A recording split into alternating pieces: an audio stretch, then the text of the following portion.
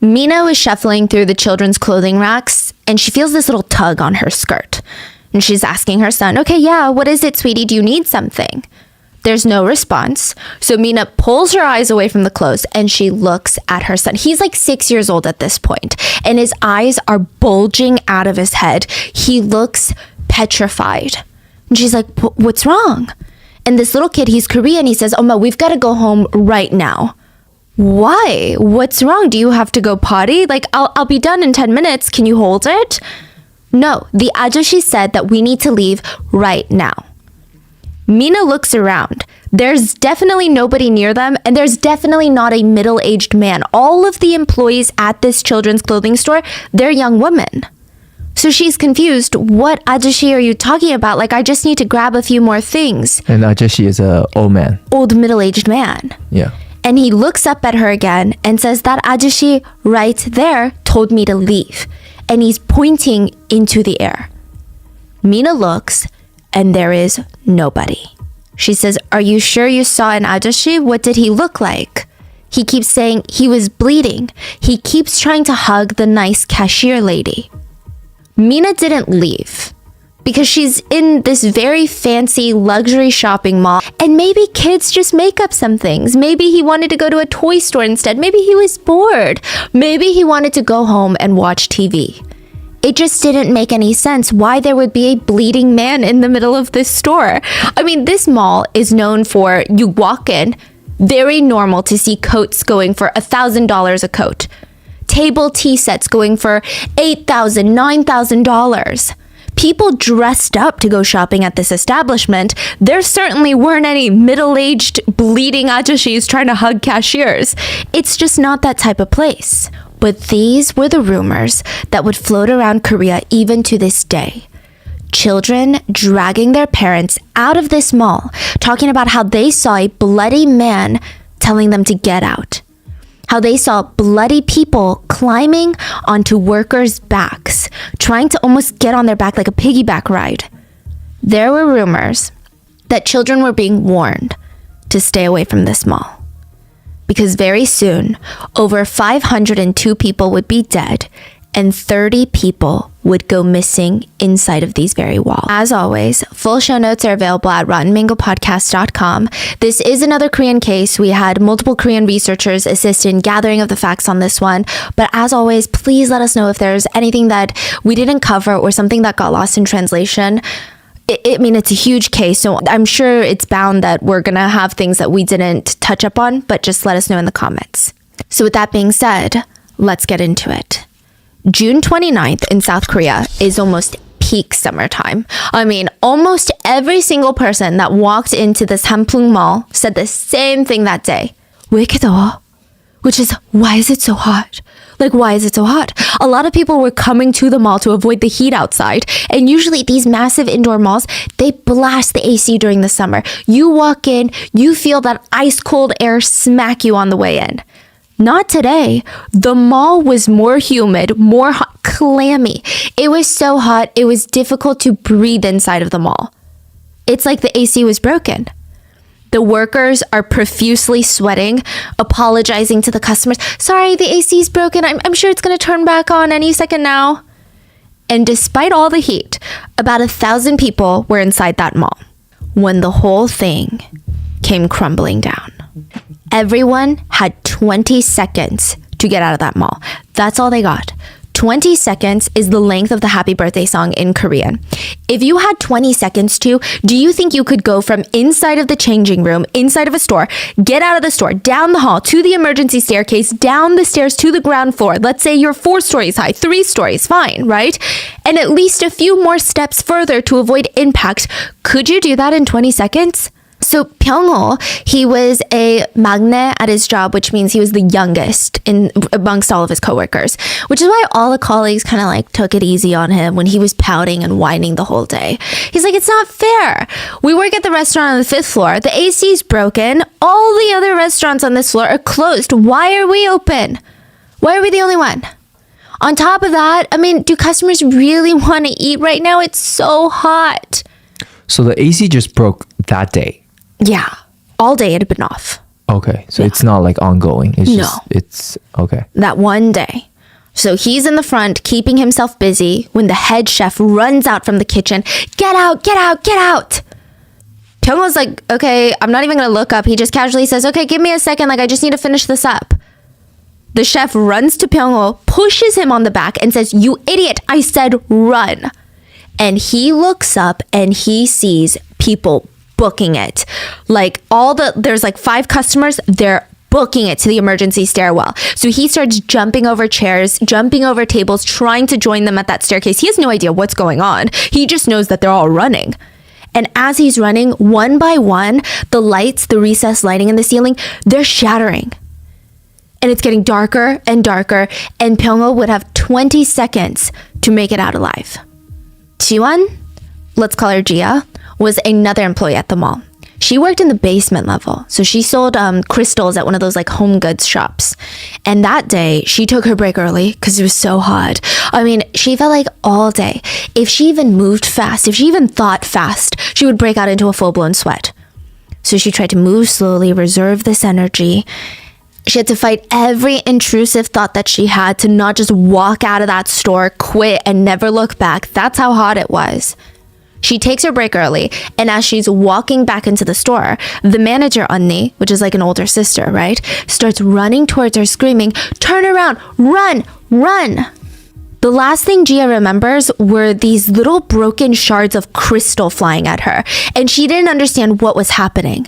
Just that all the crystals in the shop looked like they had exploded. Gia would have 20 seconds to make it out alive. 19-year-old, let's call her Sarah. Sarah had just graduated from high school, and now she's working at one of these high-end children's clothing shops, basement level of the mall. She wasn't even supposed to be working that day. Her colleague called her and was like, hey, can you switch shifts with me? So she did. She was coming back from her lunch break when she felt something really strange. There was a cold wind. And it felt really nice because she had been sweating in this hot, humid, dank basement floor all day without the AC. But did you just catch on? Well, yeah, why is there a cold wind, right? Exactly. She works on level B1, the basement floor. There's no exterior doors that could be open to let in a breeze. It was a strong breeze too. And the AC wasn't back on. Sarah would have 20 seconds to make it out alive. There is a man, 21. His name is Choi Myung-seok, but we're going to call him Michael. He actually started working at the shoe store in this Hampung department store. He was studying architecture, but he just needed to make some extra money on the side. And he was on his shift when everything went dark. He didn't even have 20 seconds to run. Nothing registered in him. It was just lights out, literally, figuratively. When he woke back up, everything was pitch black. He was laying on cold concrete. He's basically boxed in by concrete. He couldn't move. On the sides of him, there was concrete. Above him, there was concrete. Below him, concrete. He just had to lay there in a fetal position, having no idea what had just happened. There was no light, no food, no water. He tried to kind of push up against the jagged concrete, but he was worried that any sort of movement would cause the concrete to completely crush him. Even the air supply felt stale, dusty, and limited. The panic starts to kick in. He's like getting claustrophobia. And in any other situation, I think that this would have been terrifying. But he started hearing a woman's screams. And she's screaming, "Save me! Save me!" He said that he felt kind of happy that he wasn't alone in the dark. So he starts screaming back, "Hello?" There were now 2 voices responding back at him. So one was Lee Sung-yeon, a 25-year-old woman that worked in the kitchenware shop, also on the first basement floor, and an ajumani. So that's like an older auntie customer. So these are a lot of like basement workers, right? Yes. Is it because there's a higher chance of survival? Oh Everyone on floors 1 through 5, unless they were out of the building, they would die. So they were all trapped. Just like Michael, the ajumani, the woman, they're all trapped. The ajumani could barely talk because she was actively being squashed by the concrete, like on her chest. Ajumani is The customer. An older woman. Yeah. I would say maybe like 50s, 60s. And she told them in all these gasp breaths, like, there's a heavy piece of concrete on my chest. I can't talk. So the two, Michael and the other kitchen shop worker, they tried to help her not panic so that she's not going to hyperventilate, because there's no way for her to even like take in a big breath of air. So in small breaths, in very kind of like she's drowning, she tells the others, my daughter turned 30 this year. And there was just this lingering silence. Because it's a reminder of everything that was outside. And they don't know what to say to that. So they fall silent. Michael feels these tears coming down the sides of his face. And he says, then let's get out alive. And the three promised each other, okay, us three, we're going to get out alive. And then everything went black again. Michael and the others, they kept falling asleep, coming to, falling asleep, passing out. I wonder if it's the air supply that was cutting them off. It was hard to even gauge how long they had been in there. Michael asked the others, hello? How long have we been in here?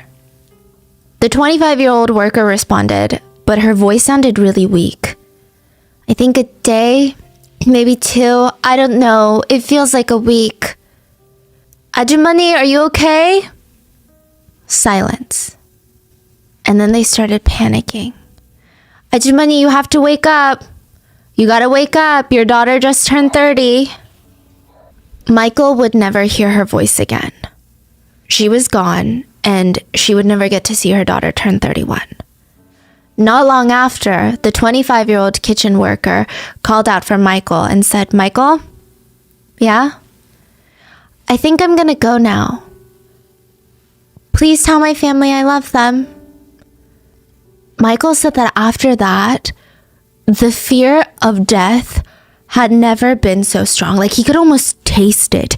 It gripped his entire being. He said it's very hard to explain. He had never felt anything like that. He was all alone. The two others that had, quote, survived, they were now dead. He felt like it was only a matter of time until he died, but it's a slow, agonizing wait. He started feeling delusional from the anxiety, the hunger, and then all of a sudden, he just felt so thirsty. He didn't even feel scared anymore. It was all he could think about was water, thirst. It's like he was going crazy. Right at that time, someone answered his prayers. While he was feeling delirious, water started dripping onto his head. He didn't even know if he was dreaming. He genuinely thought, am I hallucinating? Like, you know, when you see the lakes at the desert and you keep walking towards it? He thought it was that. But he scooted so that the water would drip directly into his mouth instead of his forehead. And he started drinking the disgusting water that was dripping into his mouth. He felt around with his hands in the dark, and there were these few pieces of like dusty, I don't even want to call it like paper, more like cardboard boxes. And he grabbed them, wet them in the water, and he slowly laid there, ripping it, shoving it in his mouth, chewing and eating it. He was so desperate to just fill his stomach with anything that acid was just killing him. Now, side note, the water that he's drinking and that he's wetting this paper with, it's not fresh water or even tap water. It has been through layers of concrete, dust, rust, and that's if there's no dead bodies on top of him. It was very risky water, but he had no choice. And that is what he would do for the next 11 days. That's almost 2 full weeks. In silence, alone in the dark, eating rusty, wet paper. It was dead silent for Michael. He had no idea that on the other side of all these layers and layers of concrete and twisted metal, it's their right, and this entire shopping mall, one of the most iconic buildings at the time, because it's like this salmon pink. It wasn't even like an avalanche where, you know, which I know those things happen very quickly, but you know, you watch those videos and you see things are slowly falling and you can't stop it, but it comes closer and closer.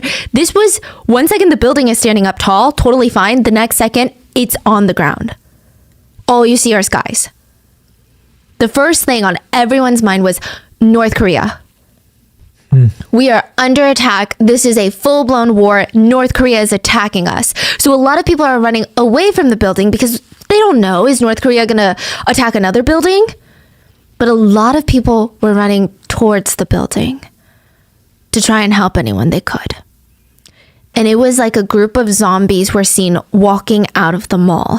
Their faces, their hair, their whole body was white, like powder white. Some of them had even patches of bright red blood on them, but the rest of their bodies, powder white. Even their eyelashes were white. It's like someone threw bags of flour at them. There was so much sand, rubble, cement, particles in the air that anyone within an 80 feet radius from the mall was covered in white powder. Wow. At this point, breaking news is playing on every single TV station news network. Sampung department store has just collapsed. There are an estimated 1,000 people inside at the time of the collapse.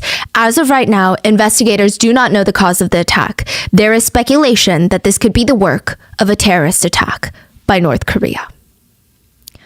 So the first being that the left and right edges of this building have not collapsed. It's like someone cut out just two edges of a cake and then squashed the middle. But the sides are standing and now they're starting to kind of tip each way. So they're gonna fall and hit some people. Is that? Yeah. Okay. So if you're standing in the middle of this rubble trying to dig out people, this falls, I mean, people are gonna die. Oh, and they can they even knock it down? No. Because that will fall on more people. More people. So at any moment, it's at the risk of collapsing. I mean, it's like a domino waiting to topple over. It looks like a strong gust of wind could take it down. It's dangerous. And the second problem was, even though that we have all of this heavy machinery, right? We've got the helicopter, fork cranes, none of it could be used. The experienced rescuers, they point out, if we use this equipment and we're not precise, if there's someone underneath a piece of concrete, the machine could easily squash them. Or let's say we're trying to pick up that concrete, we could literally rip someone in half with a crane. We could literally rip their head off. Have you ever played pickup sticks? You know, you get the same size sticks, you throw them, and then you have to take each stick out without moving the other ones. That's what this was a game of. And the stakes were really high. The rescuers said, I mean, people are going to die if we don't do this right. So the only way to save people was to use light machinery and go by hand and just pray that the edges of the building would not collapse in on them. But once they lifted layers of concrete, it was a mannequin. They were people. The night before Michael was trapped, security guard Ian was alone doing his rounds.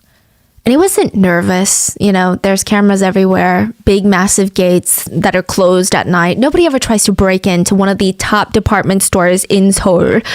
But still, it's 3 a.m. and the empty building is kind of creepy. All the mannequins are practically glowing under the dim lights. And he has to walk from each floor to each floor. And like the echo of his footsteps, that's the creepiest part. Every step, it sounds like someone is walking behind him. And he's walking through this newly renovated hallway when he hears like this groan. It sounds like one of those fantasy movies where they have like monsters or dragons that are groaning or hissing. And he freezes. Okay, there's no alarm sounding, so he can't be a robber. And that's not even like a human noise. It sounded like it was coming from the top floor. So he speed runs all the way up to the 5th floor. And so earlier I said the building is 10 to 20 stories high, right? It's 10 to 20 apartment stories high. But because it's one of those fancy department stores, it's only 5 levels above ground, but each level you're talking like crazy, like 30-foot ceilings. So double the regular. Yes, double, triple. So he's running up to the 5th floor and he looks up, he sees all these restaurants that are closed. And at first glance, everything seems normal. There's no one hiding. There's no shadowy figures, anything like that. And then he sees the moonlight reflecting off the glass of the restaurant. But not just even the moonlight. He sees the moon reflecting off. He's like, that is so weird. And he looks up. There is a giant table-sized hole in the ceiling. It looked like someone or something had taken a bite out of the ceiling. This is the night before the collapse. Now, if you ask any Korean person, if you had a time machine, what would you do? What was the first thing that you do with the time machine? An overwhelming majority of them would answer, I would go and buy up all the land in Gangnam. Yeah. So 50 years ago, if you purchased land in the city of Gangnam, which is like the Beverly Hills, the Upper East Side of South Korea, you would be part of South Korea's ultra elite today. But how would you even know to do that? 50 years ago, Gangnam was not a fun, glamorous place. It was kind of more of a dangerous place. Gangnam is south of the Han River in Seoul, and back then the rich people only lived above the river. They never lived below. Anything below was considered not that classy. But somehow, this businessman by the name of Lee Jun, this influential rich businessman, he worked in the South Korean government. He had ties to the American CIA. He owned a massive construction company, and he focused on doubling his business every year, which is insane. To double your business every year, that's crazy. He mainly did this by buying up land in underdeveloped, not so desirable areas like Gangnam and turning it into what it is today. And side note, he's not that smart. He's not a real estate whisperer. He was a high up government employee, and he would get word that the government wants to develop Gangnam or this area of Seoul, and he would just go in and buy a ton of land. Most of the time, he would just flip it and sell it back to the government at an inflated price. But he was going in when Gangnam real estate was selling for less than $6 a square foot. Now, it's about $1,000 a square foot. I did some math. That means if you bought an apartment that's about 1,500 square feet, that would have been about $10,000. Today, that same piece of land, $1.5 million.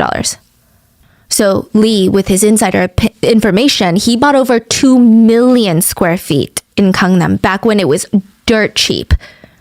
But he's like, you know what? Why would I sell this land back? I should develop it. I should do something. There's new fancy schools coming into Gangnam. Like some colleges are coming in. We got some private schools coming in. We got all these. So Gangnam is kind of known as like the new money area. The old money Koreans actually still live above the river, they say. And Gangnam, you've got all like the lawyers, doctors, like the professionals moving in. So he's like, I need to make a department store. Because what do new money residents like? They like labels. They want to show people they have money. So back in the day, you know, Korean stores, you go there, it's utilitarian. You go and you buy what you need. I'm going to make it super aesthetic. I want it to be a one-shop stop. I want them to come. It's a social event. They eat dinner. There's fancy restaurants. There's a fancy supermarket. I want everything in there. So he gets this construction company called Usong Construction. Apparently, they're actually really good. They've got a very clean reputation, or relatively clean. A lot of people vouch for their durability. Like right now, if you see new apartments, it might even say like Usong constructed because people really like it. So Lee tells Usong, I want a 4-story commercial building. They're like, okay. They start drawing out the plans. They start building the building. And halfway through, they've got the main foundation up. Lee walks into their office, sits down. You know what? Let's add another floor. Make it 5. Better number, right? 4 is a bad number. 5 is good. Usong is looking at him like, are you dumb? You cannot just add another floor. That's not how it works. If you want another floor, we have to start over. We have to bulldoze everything down and start over. If you add another floor without altering the current plans, the building would have way too much weight and stress on the foundation, and it's going to be compromised. So Lee gets up and says, okay, well then you're fired. He goes and he hires a new construction team, one that has a very hard time saying no to him. His own construction team. He acts like he is the construction engineer, the architect. If you say no to him, you're fired and potentially blacklisted from the industry. And so they made his ultimate dream come true. His team built the Sampung department store. It would be the second biggest department store in the nation at the time. And it would bring in insane amounts of money. The first year they were open, they were projected to do about 150 million in revenue. That's calculated with inflation. The second year, they doubled. 300 million a year in revenue. Sampung department store was built with the intention that you don't have to go anywhere else, okay? Everything's in these 2 buildings. So there's building A and building B, and they're connected on each floor by these long hallways. But the hallways are not the width of building A and B. So it looks like, you know, kind of from an aerial view, it looks like 2 squares with a short line in between, like a short stick connecting them.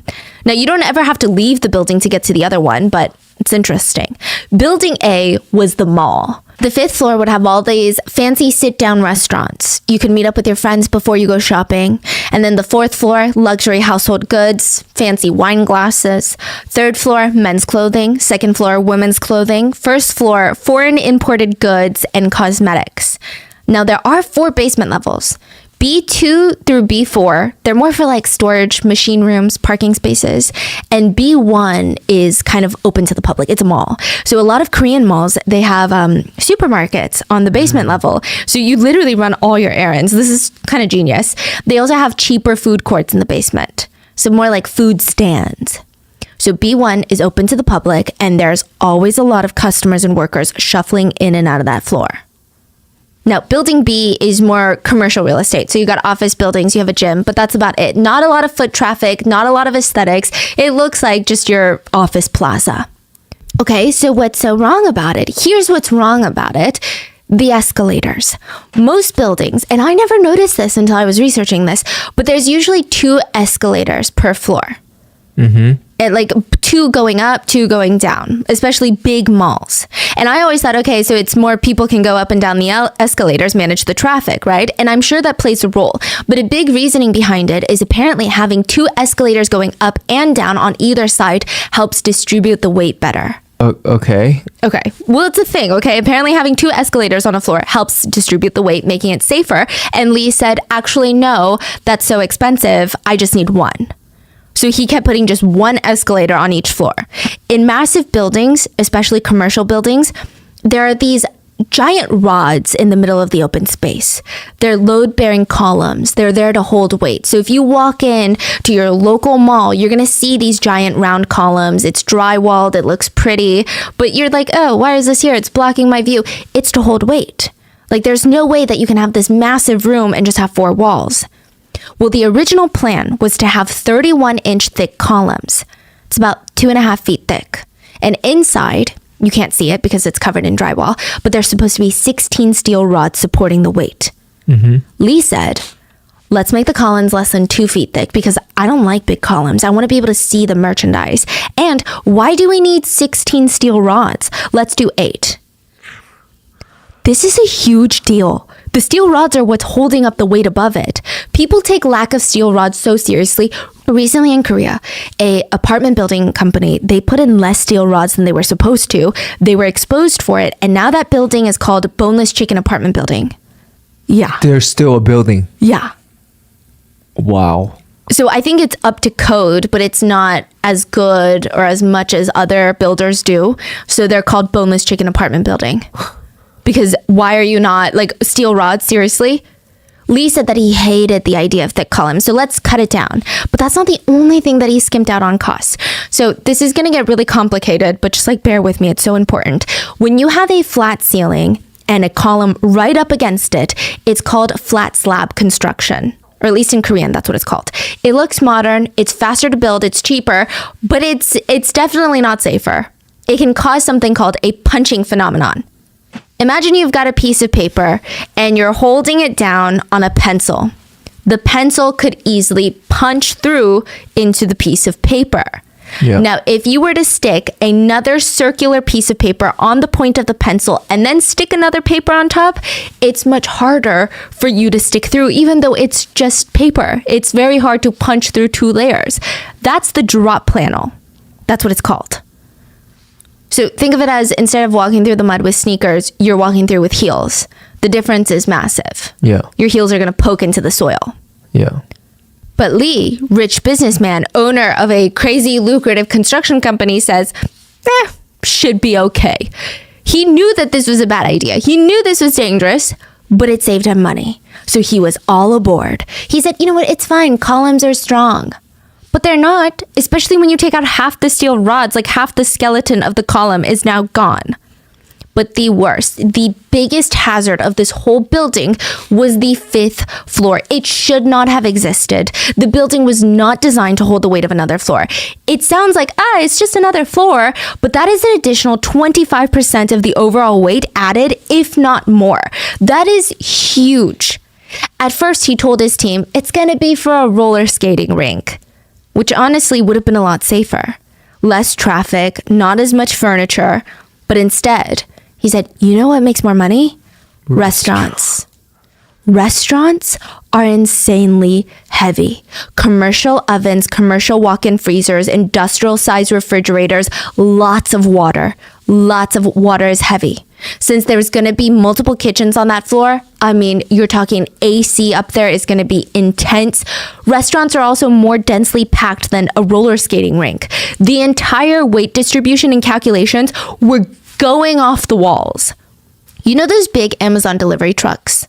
Well, the weight of the 5th floor was about 100 of those delivery trucks.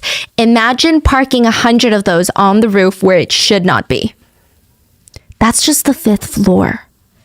That's not, and he wanted to do heated floors for the 5th floor, which added 2,415 tons of weight. Just for heated floors. And on top of that, there was even more. So the roof of the 5th floor on Building A were these giant AC cooling towers. They weighed 87 tons each. There's 3 of them, so the total of that, to visualize, imagine sticking 2 houses on top of the roof of a mall that is already unstable. This is crazy. Just on top of the roof. Now, here's where things go really wrong on the roof. So firstly, the AC towers on this specific roof is a death wish. The vibrations that the AC creates, it only further destabilizes the building's foundation. That's what causes cracks, vibration, movement. And so since the get-go, like opening day of this mall, they could see the red flags. The vibrations and the weight of the heavy AC cooling towers, they were causing water leaks onto the 5th floor. Because the water would leak out of the AC, there would be a crack, and it would flow through. But the biggest atrocity of what they did on that roof, the AC towers were facing towards a nearby apartment building. All the residents of that apartment building were like, the AC towers are so loud. We're filing complaints. You got to do something about it. So they had to move the AC towers to the other side of the roof. Now, to do something like that, what do? You have to call in industrial cranes. You got to have a ton of professionals on site to make sure that it's done safely and securely. It's a pricey relocation. Lee, very wealthy mogul, said, too expensive, get a couple of dollies. Wow, so they just scooped it over. They didn't even scoop it because there's no dollies that can carry that much weight. They basically dragged it. And if you see pictures of that roof from like opening year, there's cracks all over. Wow. And now they move the ACs to the other side. And what do? They vibrate and cause even more cracking now to even the other side of the building. Now here's where it gets kind of unexpected. This one I wasn't expecting at all. One of the first stores that opened up inside this mall actually contributed to the collapse. A bookstore. Did you know Korean books are even heavier than foreign books because they use a higher portion of stone powder in the paper? A year and a half after opening, the bookstore would be relocated from the 2nd floor of the mall down to the basement because that bookstore was causing so much damage to the building from the sheer weight of the books and the shitty construction. If this had been a well-built building, there wouldn't have been any damage. So they realized something is happening? Yeah. There were cracks all over the 2nd floor. What? There was bending in the floor. There was drooping in the floor. The floor was tilted where the bookstore was. Wow. And nobody did anything? No. The entire building started to lean a little bit. And all it would take would be 20 seconds for the entire building to crumble. And literally not a single part of this rescue was easy. End of June in South Korea is typically a very rainy season. The rain was pouring down on the rescue efforts. I mean, in theory, it might have been good since when a building collapses, there's always small fires trapped inside the rubble. You've got open electrical wires, you've got appliances, and poisonous gas, they start to spread, which, pretty quickly could kill any survivor that's trapped inside that manages to find an air pocket. So the rain, in theory, would have been helpful, but it was just a massive inconvenience. Like, the rain was not enough to put out the fires, but it was enough to slow down the rescuers. Firemen had to come in and try to calm any potential flames. And the first 16 hours of rescue efforts, 5 people were rescued. So there was some progress. A ton of ajumas, middle-aged women, they were too old, too frail to dig, but they created these organized groups and they would cook for the thousands of rescuers every single day. But ultimately, the morale for the rescue teams was dying, which sounds bad because, I mean, how can your morale die when there's a chance that others need saving, right? But they're working themselves to the edge physically and mentally every single day, and all they're getting after the first initial groups of survivors is bad news. They're just getting bad news. Another body, another body, another body. 10 days had passed, and it's the rule of 3. Do you know the rule of 3? No. 3 minutes without oxygen, 3 days without water, 3 weeks without food. And you'll die.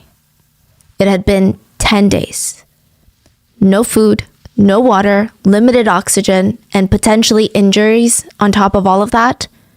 The rescuers thought, okay, maybe it's time to go from rescue to recovery. The faster, the better. July is peak monsoon season. It's only going to get worse. We got to go. People said you could smell rotting corpses even if you were blocks away from the site. They started bringing in the heavy machinery. The chief of police asked all the family members who are still present at that site, come on, we got to do one last go before we bring in the machines.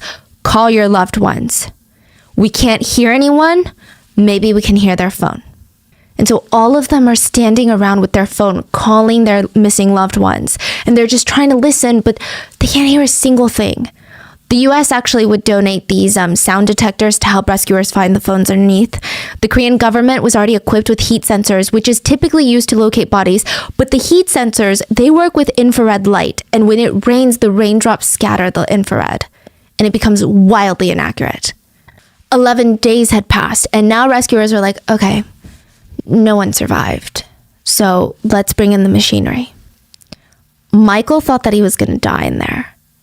But on the 11th day of rescue, a rescuer stopped, he blinked, he scrambled, grabbed his flashlight from his back pocket and flashed it into the hole. Hello? Is anyone there? And he put his ear up against the hole, and this tiny little voice says, I'm here.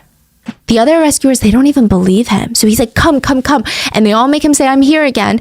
And everyone starts swarming. 11 days in, they had to penetrate an extra 4 feet of thick reinforced concrete to get him out. He was out at 8:30 a.m., 230 hours after the collapse. He was carried out on a stretcher and he waved for the cameras.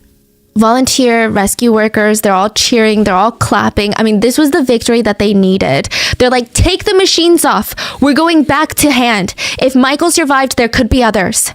Meanwhile, Gia did not share this excitement. She thought she was going to die. For the past few days, the concrete on top of her face was coming closer and closer and closer. It was pure torture. The air was getting stuffier and she felt panic. The walls are literally closing in on her, but in the slowest way possible. She wanted to scream like, oh my God, just squish me already. Wait, she's the 25-year-old? No. Oh. A different worker, yeah. Oh, okay. Now, the anxiety of it about to come down was worse than just dying, she said. She was buried in a pile of concrete, laying on her back, so her legs were trapped under a concrete pole, and she was thankfully in an air pocket, but she can't move. So at first, Gia is screaming her head off, hoping that people can hear her. She's like, hello, I'm here. But nobody came. So she just said she kept falling asleep. That's all she could do. I don't know if her brain forced her to sleep. She just said, I kept falling asleep. I kept dreaming that I was home. I just wanted to go home. And I kept thinking, oh my God, my dad is sick. My mom is worrying about me. And now I'm going to be even a bigger burden. 58 hours passed. So like 2.5 days in. Remember the rule of 3? 3 minutes, 3 days without water, 3 weeks without food. 2.5 days in, she's so thirsty. At this point, she can't even think about anything but her thirst. And water starts flowing. And she takes a sip and she immediately coughs it out. She had rust water coming in. She waited till more water came in, and instead of letting it flow directly into her mouth because it tasted so disgusting and rusty, she grabbed a piece of her clothing, soaked it in the water, and then just kind of wet her lips with it. She had no idea how many days had passed. All she knew was she was starting to hallucinate. The part where her legs were trapped, she felt like her legs were walking. She felt like her legs were floating at one point when it clearly wasn't. She was like losing her mind. She was losing sensation in her legs. She just kept going back to sleep. And then the next thing she knew, there's heavy machine sounds and the concrete's just getting closer and closer and closer. Would they push the concrete until it completely suffocated her? Would they push the concrete till it squished her? Like, what's gonna happen? Would the excavator just come down and rip her up? Her bottom legs are stuck, so she'd be ripped in half. Gia felt terror. Sheer terror. She only had like 10 inches left when all of a sudden she hears a voice.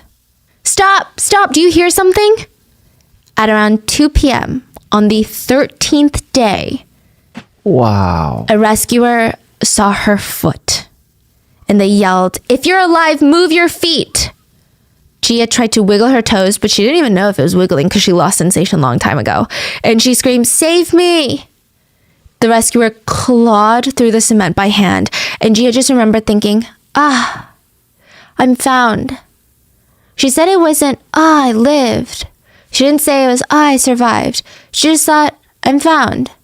Good. I don't care if I die right now, because at least they found my body so my mom will know. Her mom was later interviewed and asked, like, what is the first thing you want to say to your daughter? And she said, do I even need to say anything? And they were trying to ask, like, did you think your daughter was dead? Because it had been 13 days. And they said, did you think she had? And her mom stops the journalist and says, no, I didn't think that. I'll never think that because the day she dies is the day I die. 혹시 죽었으리라고 생각 안 했어요? 안 했어요. 안 했어요. 진짜. 걔 죽는 날이 나 죽는 날이라고 나는. After 285 hours, Gia was rescued. And at that point, the ceiling was so low, it was touching her nose. She was not even inches, but centimeters away from death. And everyone was like, okay, that's crazy, right? But there's no way there's going to be more survivors. There's only so many miracles that the universe can give us. On the 15th day, another woman is rescued. Let's call her Sammy. She was trapped in a small pocket of air in the children's clothing section. She heard the voice of her colleague screaming, "Help me!" And she just kept screaming, panicking, "Help me, there is this concrete pinning my waist down." She was getting crushed. And there was no way Sammy could even get to her. And she tried telling her, it's okay, it's okay. But after a day or two, there was no more noise. Sammy said, all she did was try and fall asleep. She had no idea how long she was in there. Sammy would be the last survivor found in the rubble. There would be no more miracles after that. Before we get to the depressing recovery, South Korea did try to bring up the morale of the country and the three survivors. So Michael, Gia, and Sammy almost became these beacons of hope for people. Michael was seen as this national hero for not only somehow miraculously surviving in the rubble for 11 days, but also his iconic wave on the stretcher. Companies started offering him gigs to model for them. Schools were offering the three full ride scholarships. There had been this stereotype that the younger generation were weak and not as tough as their parents in South Korea, but this was completely obliterated, this idea. And just like Michael, Gia, the one who survived 13 days, she made headlines because when she was pulled out of there, reporters asked her while she was on the stretcher, "How do you feel? Any plans now that you've been saved?" And she said, "I want to go on a date with the oppa that rescued me." Oh. And people thought it was such an unhinged, hilarious, fun answer to such a serious, depressing situation. The last three survivors were asked, what food do you want to eat the most? Michael said, Coca-Cola. I want to drink an ice cold Coke. Gia said, iced coffee. Sammy said, I just want some ice cream. Every soda, iced coffee, ice cream brand went nuts trying to sign these three for brand endorsements. Gia also kept making jokes. Like, nobody knew if they could keep laughing or not. When she was rescued, she complained, why'd you guys come so fast? I could have stayed there a few days longer. Let me go back in there. Michael had to have his head shaved to run some tests, and he was so embarrassed. Anytime reporters ran into his hospital room, he would put on his little beanie, his little hat. And I think that these are the stories that people wanted to focus on because the other side was just so dark. Side note, almost all the rescues, especially the ones that weren't immediate, they were all subground level. So they were all in the basement. The other floors, this is a picture of what it looked like. There was no way that people were going to survive that collapse unless maybe you were on the roof, which probably not even then. Pyongo, the magnate working on the restaurant floor of the 5th floor, he was rescued pretty early on. He had made it kind of basically out. I think he was hit by just some debris. And he said, every single person I spoke to that day, the head chef, my colleagues, customers, I would later see all their names written on the deceased list. Another survivor said, I just don't understand the point of life anymore. Like, the people that died, there were nice people, there were really rich people, there were workers like me, there were people who went to church, there were people who studied really hard. Yet everyone died without even a chance to fight for their lives. So what is the point of anything at all? Families of victims said the nightmare was just never ending.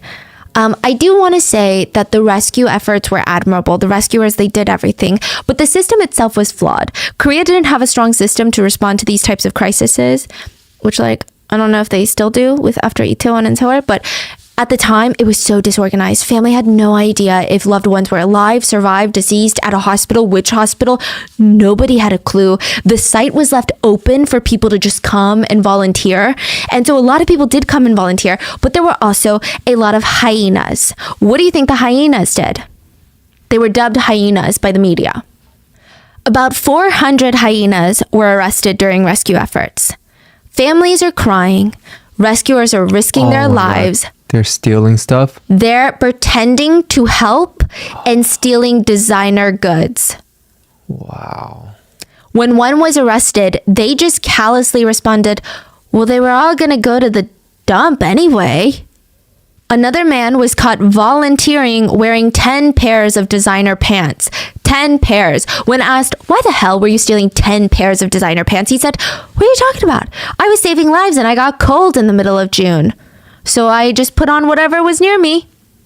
Meanwhile, Mr. Jung was at work when the building fell. He's an attorney, and he didn't hear about it until way later. He was at a 회식 with his coworkers, and they were drinking, they're eating, and he just had this pit in his stomach when people were like, oh, you didn't hear about the mall? So his wife and his 3 adult daughters, they loved going to that mall. So he calls his wife. She picks up, and he's like, oh my God, thank God. Okay, you're home, right? Are the girls home? Did you hear about what happened at the department store? She's like, what? No, the girls are there shopping. Mr. Jung's coworker said that he didn't even say anything. 1 minute he was on the phone, the next minute he was out the door. He ran on foot to the department store, and all he saw was rubble. He started climbing on the rubble in his suit, just clawing, looking for his girls. He went to every single hospital in the city. He talked to nurses, doctors, looked at hospital morgues. The day after the collapse, he would be told that all 3 of his children were dead. And he said, after what my wife and I went through that day, I just hoped that the sky would fall and the earth would give out and we would just all die. And of course, he feels for every single daughter, but he really felt for his eldest because she had fought and beaten all odds. His eldest daughter went blind when she was 12 years old. She worked harder than anyone he knew, harder than all of his adult coworker colleagues, attorneys combined. She ended up getting her master's in special education at UC Berkeley in the United States. She came back to teach special education at Seoulde, which is the best school in the entire country. And her dad said she couldn't see in front of her, but she just always had a vision. And she fought all these odds to be here, and now she's gone. There was another family, the Lee family, and Mom Lee, Mrs. Lee, she was telling her daughter for months, like, give up the dreams of the department store. And her daughter told her, no, if I'm going to be a fashion designer, I can't just rent a small shop anywhere. I have to make a big statement. I'm going to get foot traffic. I know it's a lot of money, but I've saved up my entire life savings. I'm going to rent this tiny little shop. It's my dream.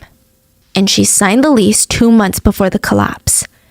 And Mrs. Lee said all that nagging she did, completely forgot about it. Because the minute that she saw her daughter in that shop, just how much passion she had for what she was doing, how could she not support her?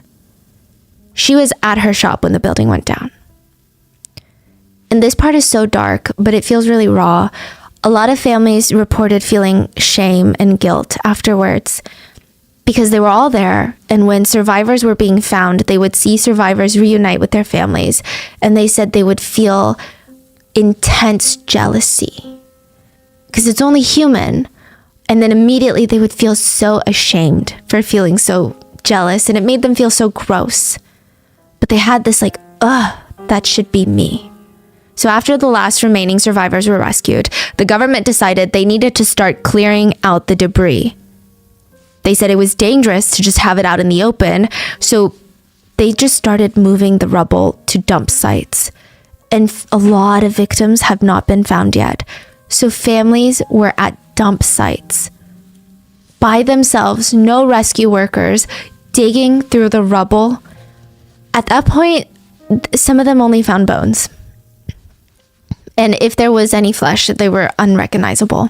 This mall had been built 6 years ago. It wasn't even around for, I mean, you go and you look at houses in LA, there's houses from like 1920s still up for sale.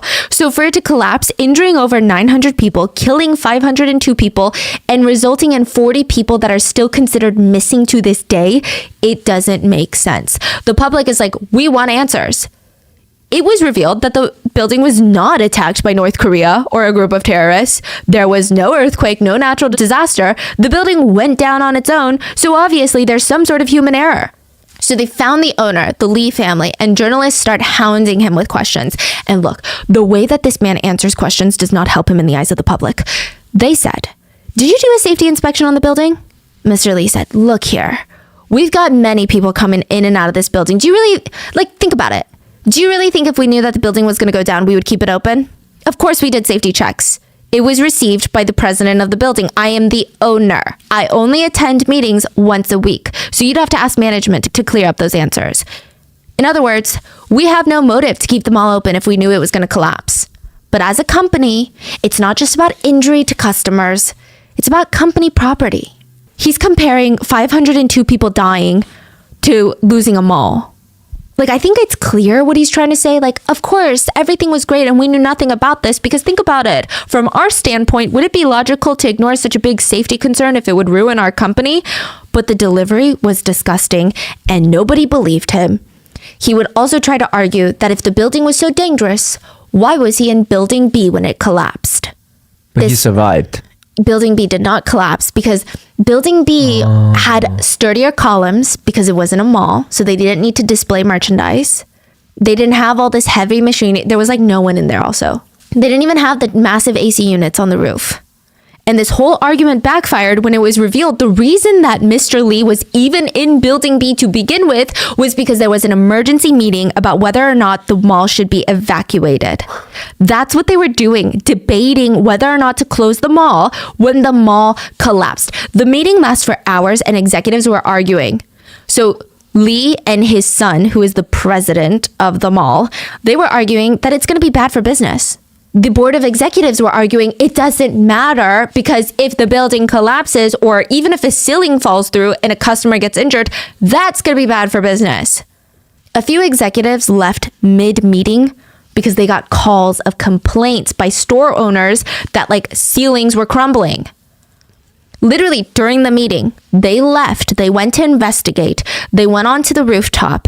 One of the executives saw one of the columns punching through the roof. He turned to his colleague and said, "Get everyone out now. F*** Lee, I don't care.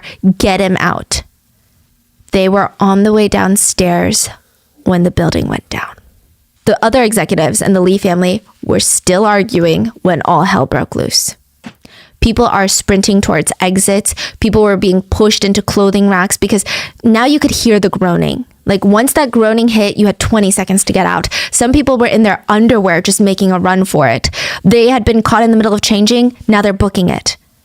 If Lee hadn't cut even more costs and had there been more escalators, more stairwells, more emergency exits, more people could have been saved. Because now there was almost a crowd crush situation on top of the collapse. A domino effect took over. The 5th floor ceiling fell through and now it was on the 4th floor, holding the weight, but that was about to crumble, and then soon the 3rd floor, and it would just all pancake in 20 seconds. Nobody had a warning. It looks like one of those aluminum soda cans that you step on. The executives in the Lee family heard. They ran out, ran to the hallway, and it's just a cliff, and they see the building on the ground. But still, Chairman Lee acts like he knew nothing. Okay, whenever he was interviewed by journalists, he would make it about himself. One journalist asked if he had anything he wanted to say to the victims' families, and he just said, "Do you think I wanted this to happen? I have nothing to say." What's crazy about all of this and this whole family is that Lee's daughter-in-law, so the president of the mall, his son's wife, was in the building when it was collapsed. She was rescued early on. She refused to give her name to rescuers, and people thought that was weird. The rescuers were like, what? Like, you don't want your family to know that you're okay? Everyone that could talk was giving their name so that your families can find you. But the very next day, they saw that same woman they rescued on the news standing next to her husband and her father-in-law, showing her full support. Wow. So a full investigation on the cause of the collapse was ordered by the government, and it revealed a lot. I mean, obviously it revealed all of the things that I've mentioned before, but on top of that, Chairman Lee was known to constantly change the interior of the mall, like he was just changing clothes. He would rip out perfectly acceptable lighter wood floors and put in super heavy marble flooring. He did not care about durability. He wanted it to look expensive because more people would come and they would shop and he would make more money. That's all he wanted, more money. He would knock down interior walls to make more space for merchandise. And with all the new renovations, there were more customers. And it's not like the building crumbled out of nowhere. There were literal bright red warning signs that the Lee family and the executives, they were made aware of. 2 months before the collapse, a thin line emerged on the ceiling of the 5th floor. It was more of an eyesore than anything, but every now and then, tinkle, tinkle, there'd be dust landing on people's faces coming from that crack. Like, that's kind of crazy. If you were dining at the restaurants, your chopsticks would slowly roll to the side and off the table because the floor was tilting, but all the customers thought, oh man, what's wrong with this table? No one thought it was the floor. No one thought it was the building that was leaning. Workers on the restaurant level, they would put in a container of raw veggies on the fridge shelf. It's like an industrial walk-in fridge. They would walk back in and it's like slid all the way to the wall. They'd put it next to the door. It slid all the way down to the wall, like 5 feet down to the wall. Why would it be sliding? That didn't make any sense. The floor of the 5th floor was tilted at a 15-degree angle. The tilting got so bad the 5th floor restaurants had to be closed. They requested civil engineers to be called in for an inspection. And the main person that called was Lee's son. So he's there with the inspectors and they're like, this building is in imminent danger of collapse. The only option that you have in situations like this is to evacuate, close the entire building down, and we can game plan on what the next steps are. So they already know this before. Way before. Like 2 months before. And he's like, okay, let me think about it. He didn't think about it. Instead, he hired workers to just hide the cracks by adding more grout and plaster. He was like, as long as the customers don't see, because this month was crucial for them. June and July were the summer sale months. This is another illegal thing that they're doing. In South Korea, you can only have a sale for 2 weeks. I don't know why. I guess it's so that stores can't try to manipulate you into buying things, right? 2 weeks. The sale is scheduled for July when everybody else has the sale. But the Lees were like, we can be smart. We're going to get our VIP clients early access. So we're going to sell them the product since they're our VIPs, we know them, and we're only going to run their card at the sale prices in July, but they can come during June. And they had a lot of VIPs. So June was a very busy, high traffic month for them. Crazy busy. 10 days before the collapse, a customer was sitting at their table on the 5th floor to eat, and the whole thing started shaking. She said it was so strange, she thought it was an earthquake or something, but when she told her friends that weren't at the mall, they were like, what are you talking about? There was no earthquake. There was nothing on the news.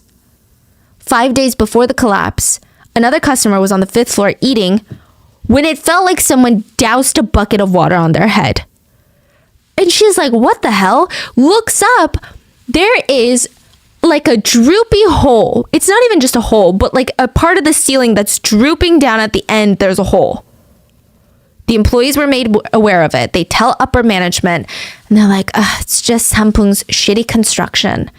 They did not think that water leaks were even in the same possibility as a building collapsing.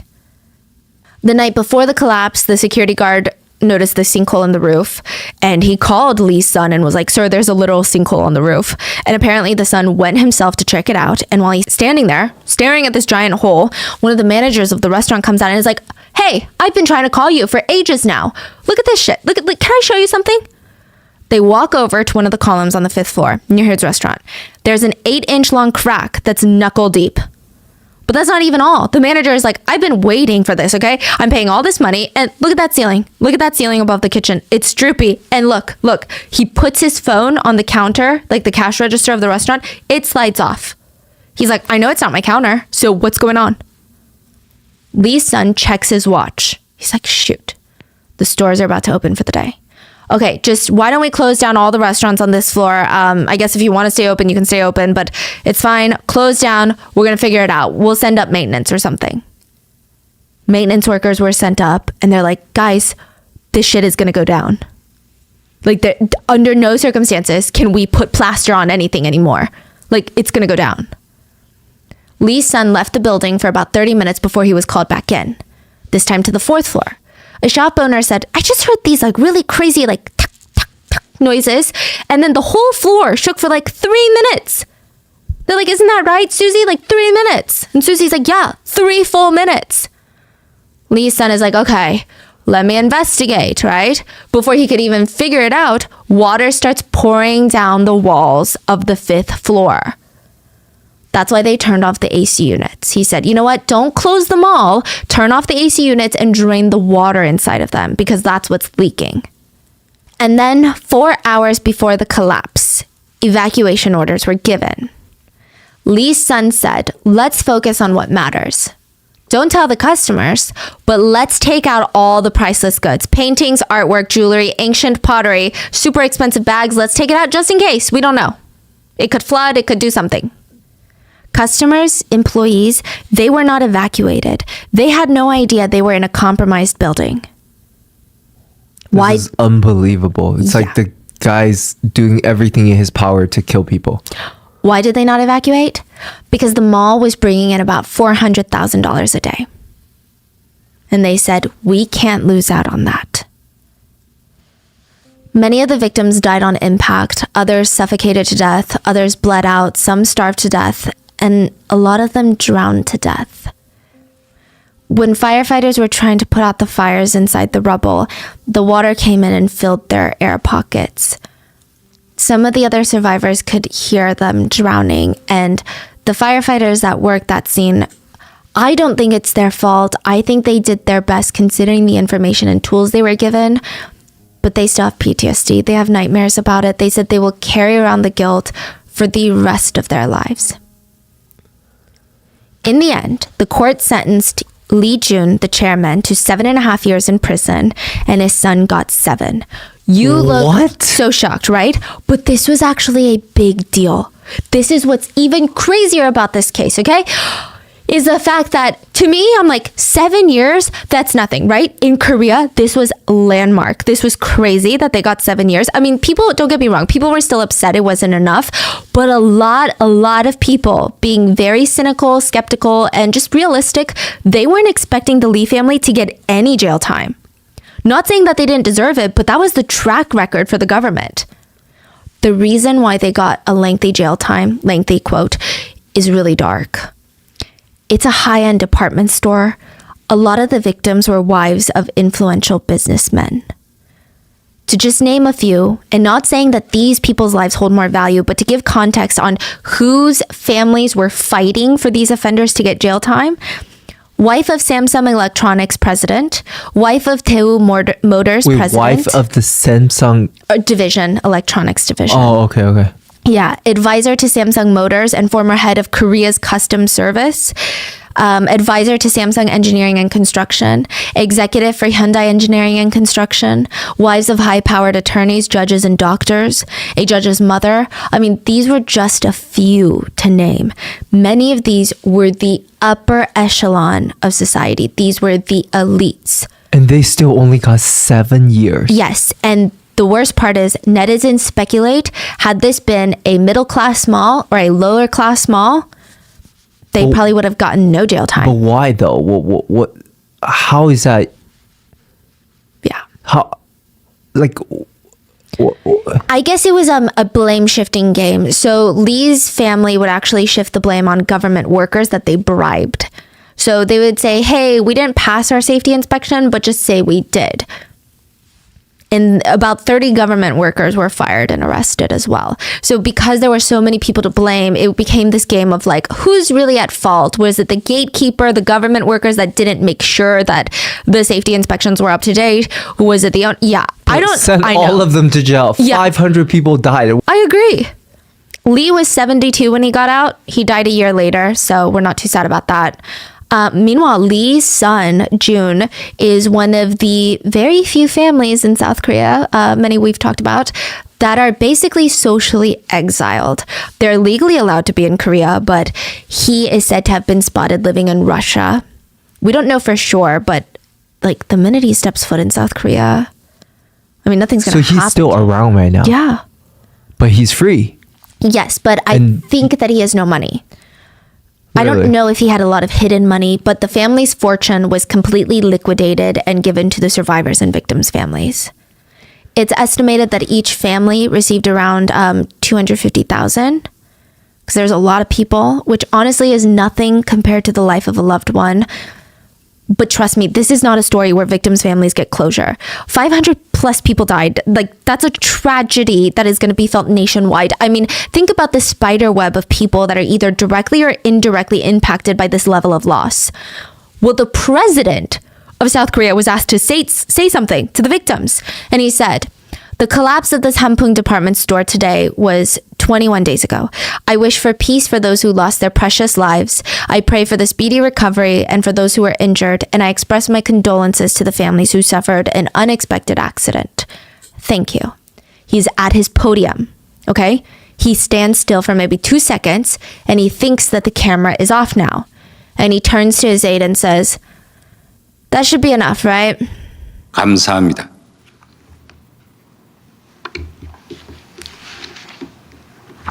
그럼 되겠지. 그래.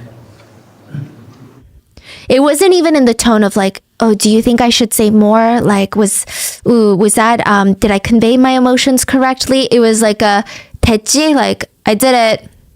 Happy? Let's go. He doesn't care. Yeah. A lot of the victims' families were upset at the government and even the rescue operations, not the rescue workers, but the operation. They felt like the government wanted to throw some money at the victims' families, start cleaning up the rubble, and make use of the land again. The victims' families requested a memorial.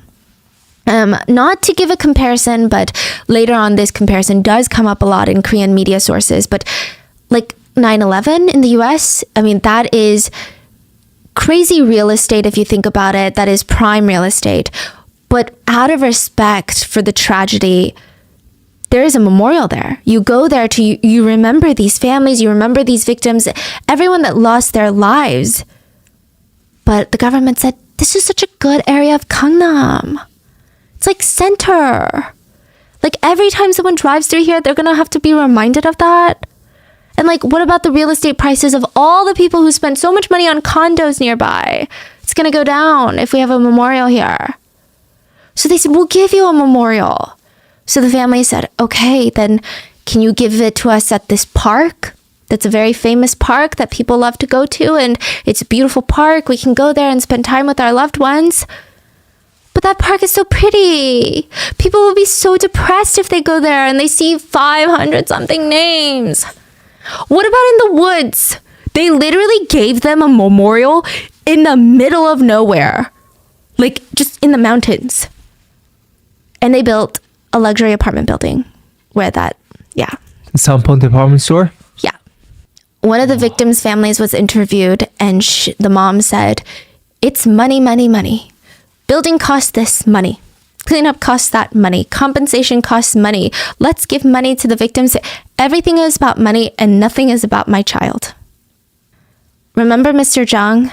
Speaking of money, he lost 3 daughters in the collapse and his eldest daughter was the blind professor at Seouldae. He was compensated over $600,000 for the loss of all of his children, which is nothing. And he gave it all to this whole national school for the blind. Over the course of his life, he would donate more than $1.3 million to churches, schools, and charities that his daughter liked. And he would say, "Money to me is nothing that I can have. My daughters all had dreams to make the world a better place, and I just have to fulfill those dreams before I go." And Gia, the one that survived 13 days, she said, "I just hope people can learn from this. That no one should ever have it won't happen to me. It doesn't concern me attitude. Because tragedy doesn't really pick people to happen to. It can happen to anyone. It can happen to your child that waved goodbye to you before school, or the husband that promised to be home for dinner. I never thought something like this would happen to me, but it did." And that is the story of this Hampung department store collapse. Honestly, what are your thoughts? Please leave it in the comments. And yeah, it's crazy. But please stay safe, and I will see you guys on Wednesday for the main episode. Bye. Reese Jones is every San Francisco tech guy's dream situation. He creates a company, sells it to Motorola for $205 million. He starts his own venture capital firm, and Reese Jones has a look. I feel like he would be cast as an extra in Game of Thrones and not necessarily a role that a lot of people would make thirst traps over on TikTok. He's got crazy graying hair, a gray beard, he's got kind of a stocky build. He's an old looking guy. People searching for symptoms of their body was able to predict pancreatic cancer. So of course, part of the dream for the SF tech guys is looking like that and then dating a younger, hotter, fit, blonde woman who is open, who is experimental in the bedroom. He is living the f***ing dream. But something really crazy is about to happen to Reese Jones. Soon in court, it's going to be revealed that Reese Jones likes to be leashed up with a collar around his neck like a dog, being walked around by a young woman half of his age, like a little dog, eating out of a dog bowl on the floor. But before that, he's going to be kidnapped. It's Friday morning. He's going to be walking down a sidewalk in San Francisco, and not even like the bad part of San Francisco, because he's a multimillionaire. He lives where all the other multimillionaires live. But a car is going to pull up. 3 men are going to jump out with a gun, grab him, throw a pillowcase over his head, handcuff him, strap him to the backseat of the car. And like the movies, he can't see anything that's going on outside thanks to the pillowcase, but he can feel his body, and his body is swaying from side to side in the back like they're going down some sort of winding road.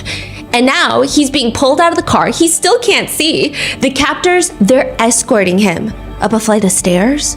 What do they want? Is he about to die? It feels like he's about to die. And it kind of sounds like it too.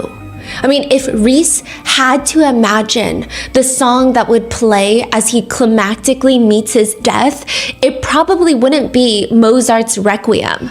But that feels a little too on the nose. Or maybe that's perfect, because that's blasting. I mean, the captors, they are spending time and energy to set the ambiance of his death.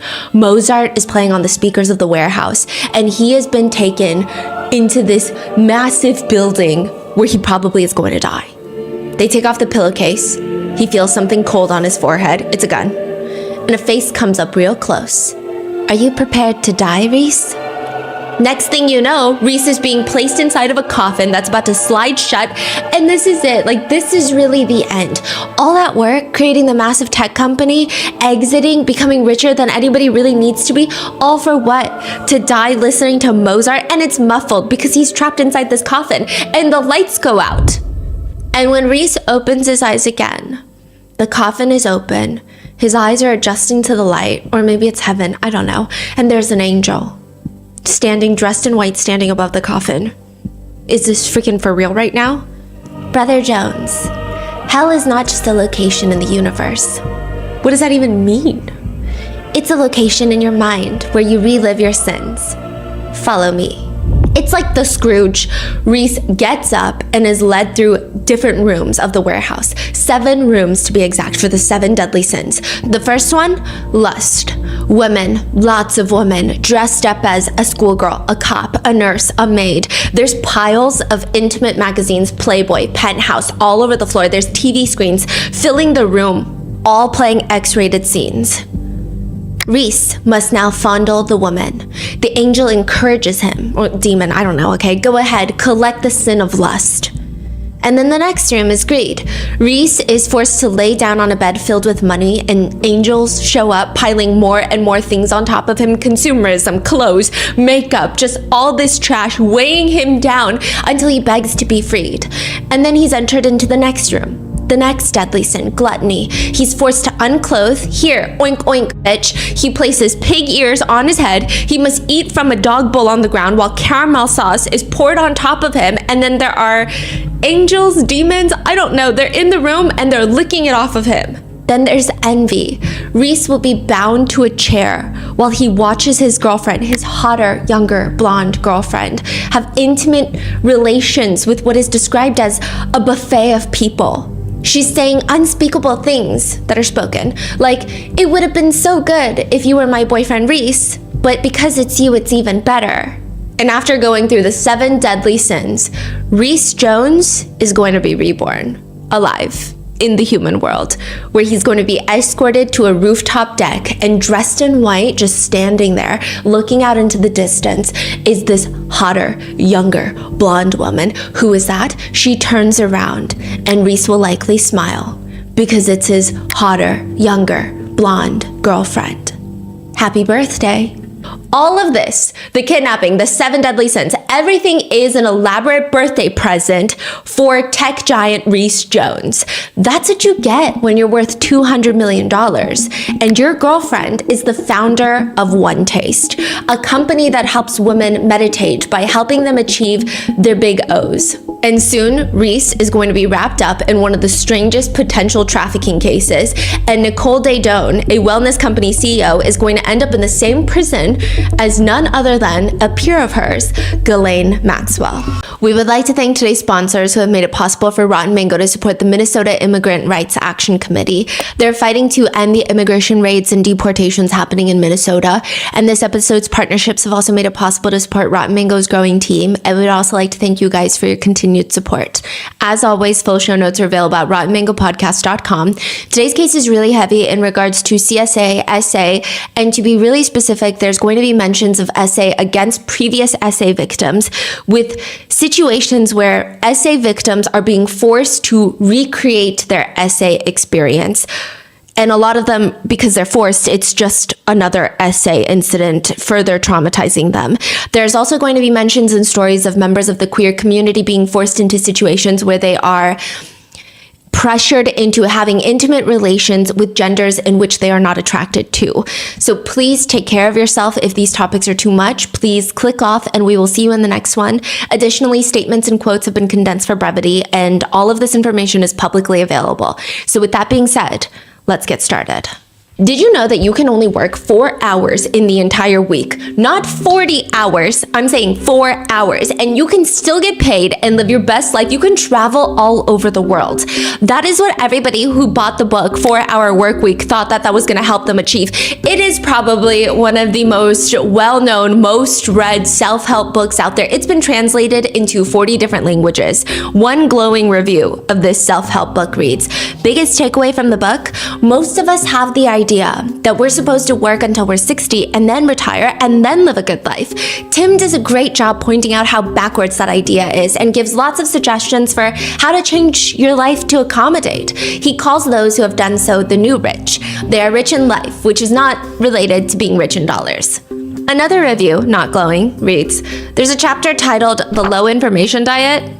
Tim, the author, admits that he doesn't bother staying informed about the news or any other kind of current events, even to the point that during election seasons, he simply just asks his more educated friends about who they're going to vote for and then just votes for those candidates. I'm not even kidding you. He justifies this by saying how the time it takes you to learn things is time that could have been spent running a business on autopilot or having fun.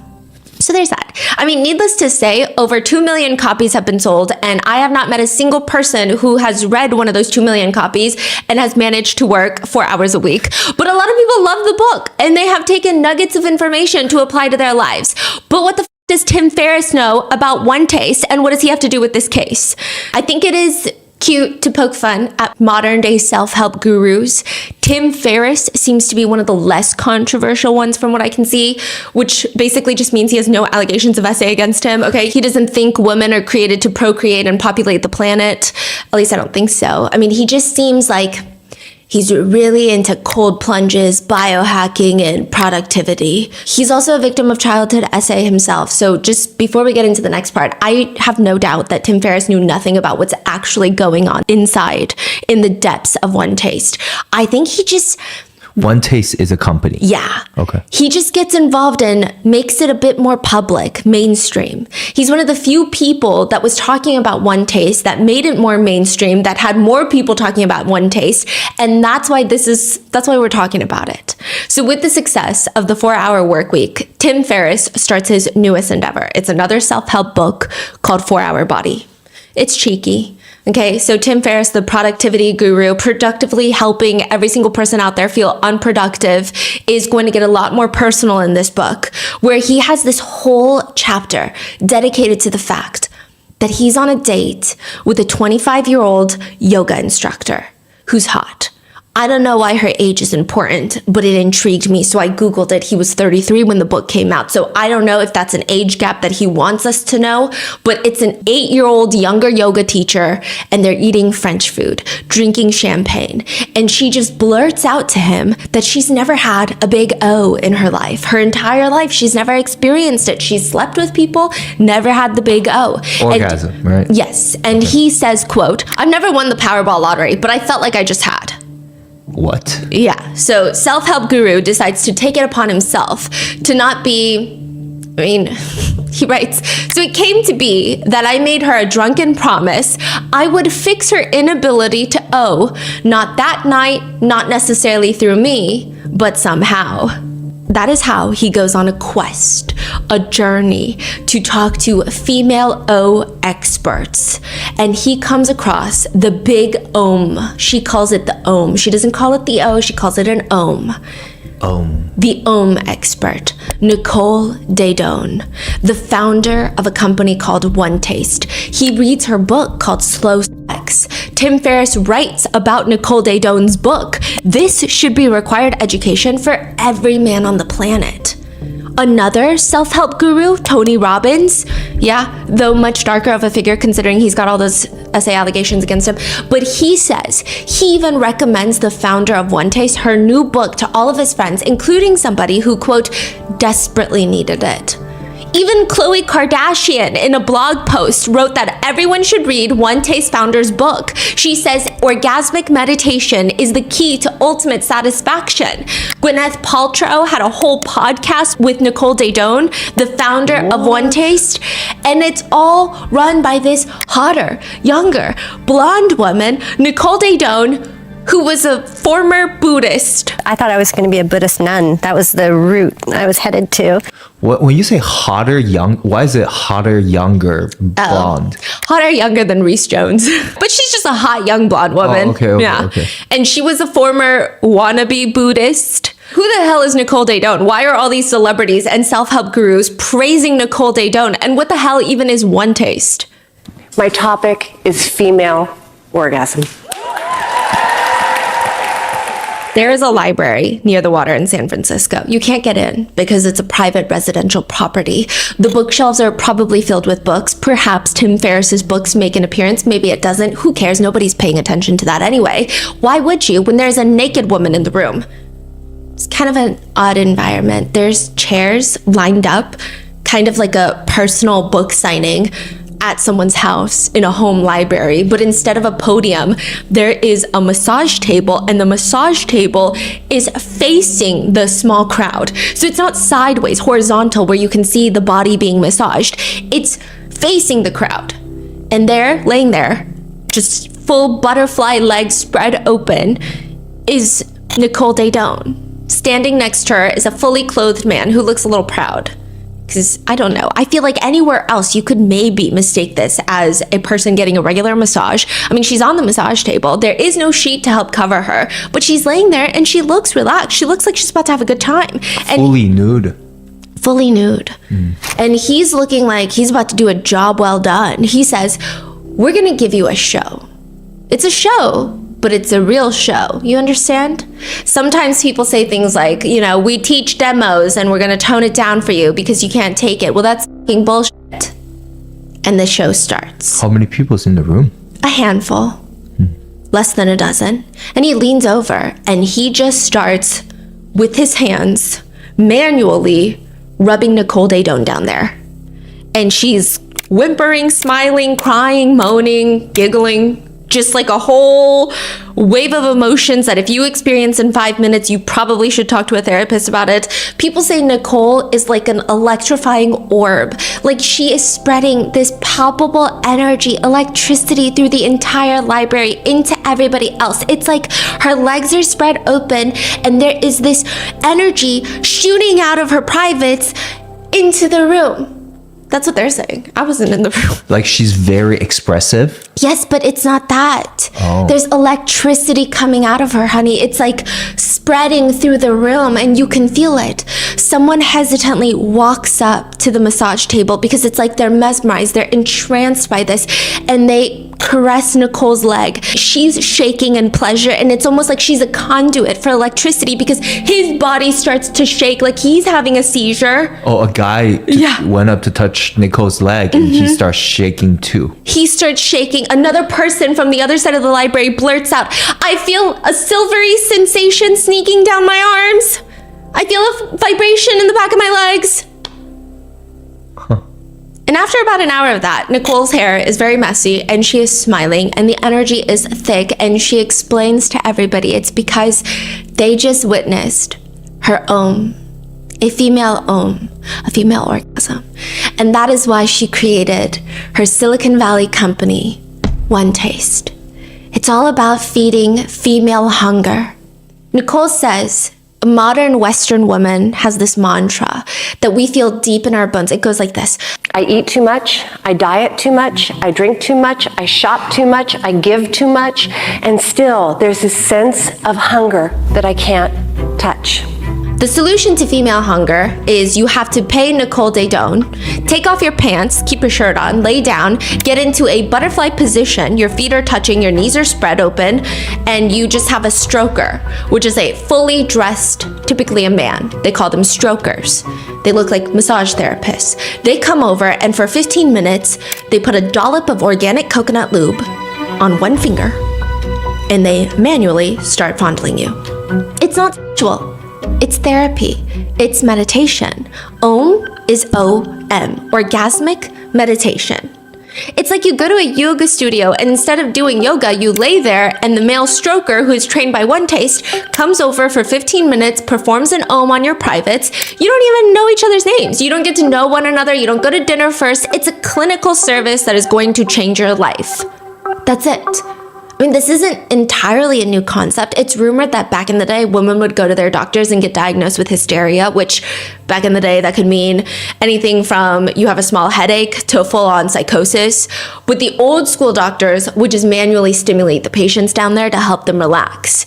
Which of course then comes the rumor that women would start going to the doctor to complain of a headache that doesn't exist because their husbands at home couldn't get them off, so then why not go to the guy in the white coat that can do it for you? Yeah, it was a whole thing, okay? But now in modern day, there really isn't much holding American women in the Western world, maybe like certain cultures and religions aside. There's nothing holding you back from self-pleasure. But Nicole says it can be better. It always can be better. And that is the gap that Nicole Daedone wants to fill. This is the same woman who, when she was just a little kid, Nicole said that she had this hunger. It was like this insatiable hunger. She's like 5. And every time she would see a woman in a miniskirt, she wanted to run up to that woman and bite the flesh of the back of the knees. Like that soft flesh. She just wanted to bite it. I don't know, she just has this crazy itch. Every time she sees a woman in a miniskirt, she just wants to pounce, bite the back of their knees. She tried it once. Her aunt told her, no, good girls don't do that. And now Nicole Daedone is giving TED Talks and lectures about how females can OM. Nicole says you can feel the stroke of the world, the whole world in a single stroke of Om. All the pleasure and the pain and the joy and the sadness that are part of our intimate lives and our relationships and our lives in general, all of it can be felt in just one stroke. There was a moment when I received a stroke that could never be taken back. It was a stroke where I knew that I had been returned to my birthright of my capacity to perceive and receive pleasure. She says that when you have a really good Om session, which you don't even have to climax, you don't even have to get the big Om, you just have to sit there for 15 minutes while a stroker rubs you. It's just the laughter. It just wells and wells inside of me, and I became swollen with laughter. And then, like champagne pouring over the sides of the bottle, tears began to flood me. My body was rocking. It was the first time I had experienced this sense of being so entirely, utterly uncorked. I was flooded with freedom. So is it like a special type of massage versus like self-pleasuring? Like, yes, she says it's very specific. It's not the same as self-pleasuring. So when you are self-pleasuring as a woman, you are trying to reach the goal of the big Om. You're trying to reach the top of the mountain, but it's about the journey. And so when we as a society, we are so focused on reaching this destination of climaxing. But she says, you know what I think a climax is? It's a crotch sneeze. That's all it is at the end of the day. It's not that important. It's just part of the process. crotch sneeze? Yes, it's just a blip in the radar, right?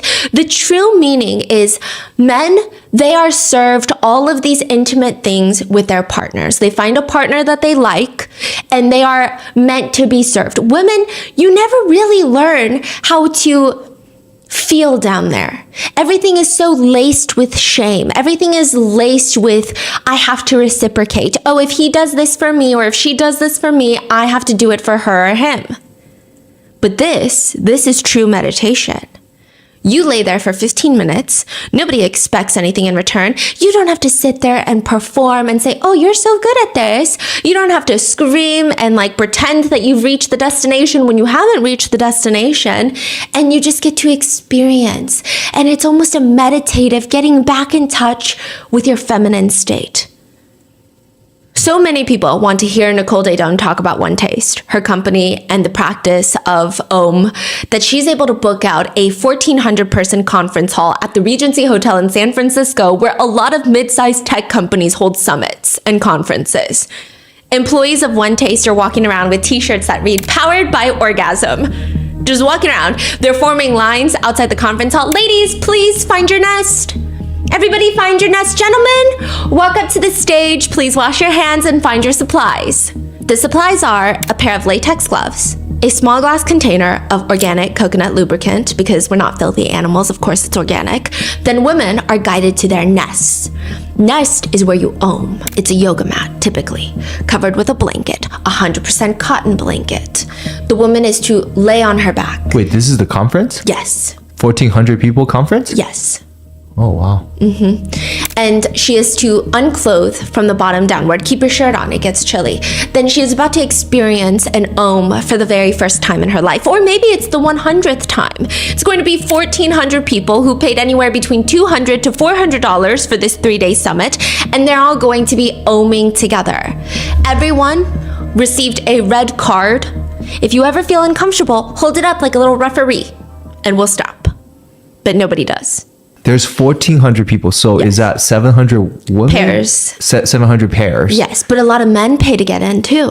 Right. But are people coming in as a couple to do it together? No. There's actually one journalist who went in, and she was writing for the now defunct website Gawker, but she went into the conference to write about Nicole Daedone and One Taste. She was a journalist. And they were just like, you want to try an Om? And so she was like, that's not what I'm here for. And then she tried an Om. From a stranger? Yeah. Huh. You know, it's a 3-day conference. They have other things. It's not just 3 days of circle jerking. I'm sorry, how did she describe the experience, or what's her takeaway? Oh yeah, we're going to get into it. Yeah. But it's a 3-day conference, lots of speakers, Naomi Wolf, Dr. Sarah Gottfried, Robbie Richmond. He's the former culture strategist at Zappos. I think they're the ones that do the shoes, right? They're all going to be there to speak. Brian Friedman, the producer of A&E show Intervention. I mean, the promotional website for this conference reads, "The Conference is a gathering of like-minded people who are passionate about exploring the power of female orgasm and everything that goes with it. Some people do yoga, some people meditate. We and so can you. The regular ticket price for this event is $795, but you can purchase your ticket today and you pay only $395. That's a 50% discount. Take advantage of the special offer today. The ticket price will be increasing soon. Buy now." To be honest, it is crazy to think that most people don't purchase this ticket with the hopes of oming. And there's going to be this whole delicate dance around it because, like, what do you mean you're just going to om in public and people are around you and there's like another woman just an arm's throw away, and these are people that you just met. You're going to find an om partner in a sea of strangers? One Taste staffers are reassuring everyone, though. It's not unusual to get stroked by somebody you've only just met because it's not sexual, it's clinical. You might even get stroked by someone and then realize, I'm so sorry, what was your name again? But all of this is helping, and we have things like safe porting. So the strokers, a lot of them have been trained, or a lot of them have come to this conference and they learned how to stroke, and they will always get consent beforehand, obviously. But throughout the process, the person getting stroked, all women, are the ones leading. No men are allowed to get stroked because it's a female practice. And, you know, if they say they don't like something, the stroker must immediately fix it. Also, the stroker is not allowed to complain or say, oh. They can only say, thank you for letting me know. And if the stroker is going to change positions or place another hand on the thigh or to start going faster, they're going to announce it out loud to the woman, such as, I am going to give you some grounding pressure now. You will feel my hand on your thigh. You're also heavily encouraged to speak out what you feel during the OM sessions, even if you're just witnessing it. So it has to be in neutral terms, though. So the stroker will say things like, the color is very coral. You don't say pretty. You don't say wrinkly. You say neutral terms because everything about this is neutral. It's not laced with, oh, well, it could be prettier or it could look like this. It's supposed to be just clinical. This sounds like a really weird role playing that they're doing. Yeah. Like, just because you say it's clinical, does that mean these guys there working as a healthcare worker? Like, that's kind of off. It's very confusing, and like you can see, it's very ripe with the ability of abuse, these types of environments. And one person just says, watching these demonstrations, I mean, it felt like my body was getting sunburnt. And there was this soft just arrow that was stopping my breath. Other people who have witnessed watching other people get owned say, there was a moment where I felt like my body was a shell. It was hollow, and I felt this white substance filling up from inside of me and inflating my chest up, and it blew me up like I was the Michelin Man. The 3-day conference turns out to be a massive success. Even the Gawker journalist who got roped into doing an OM, she says, oddly, it was thrilling. Like, it was thrilling. She could see the appeal. And when she got home, there was almost like this feeling of being done from a drug binge because there was so much excitement and it was so, everybody was turned on and there was this energy, and she tried to talk to her friends about it and nobody got it. They were all like, is this a cult? Like, you're weird. Why did you do that? And so now she just felt so empty, like she was hung over from like the 3-day party of her life, and she didn't know how to even operate afterwards. How long was like that one session that she did, or all of them? 15 minutes. But that whole thing only lasted 15 minutes. But they have multiple sessions of 15 minutes. Sometimes during the OM conferences, they'll do 15 minutes and then they'll just partner swap. I don't know why, okay, but they'll just partner swap, and then there's just a new stranger and you're doing another 15 minutes. One woman says, just the idea of like dropping my pants in front of a stranger, you know, I actually almost left. But then at the last minute, I basically was like, fuck it, you know, I'm here, I'm gonna do the thing. And once she did it, she said, I was like, that was amazing. Like, that was incredible, terrifying, and incredible. And then all I knew is like, I want to do this again. Another person says, after my first OM, I felt baffled, confused. It didn't really feel like self-pleasuring or anything I'd ever experienced before. It didn't even feel like, It was just something new. I wanted to scoff at it. I wanted to brush it off and explain it away, but I had to admit that something unexplainable was going on, something great and unexpected. During the group sessions, one former participant says, it was just crazy to hear how many different sounds that the women around me were making. It just felt incredible. I just felt really good about myself in a way that I never had before. Others say that they skipped doing the OM with a stranger and just had an OM with their long-term partner. And one woman says, at first, I would always rather have been I'd rather have an intimate relation or do something for him that would make him feel good so that he would like me more. And it was very challenging for me to just lie back and feel. I had this fear that when we were oming, he would realize he didn't love me, but the opposite happened. I've never been able to trust a relationship this much in my life because now I don't have to guess how he's feeling. I can feel how he is feeling.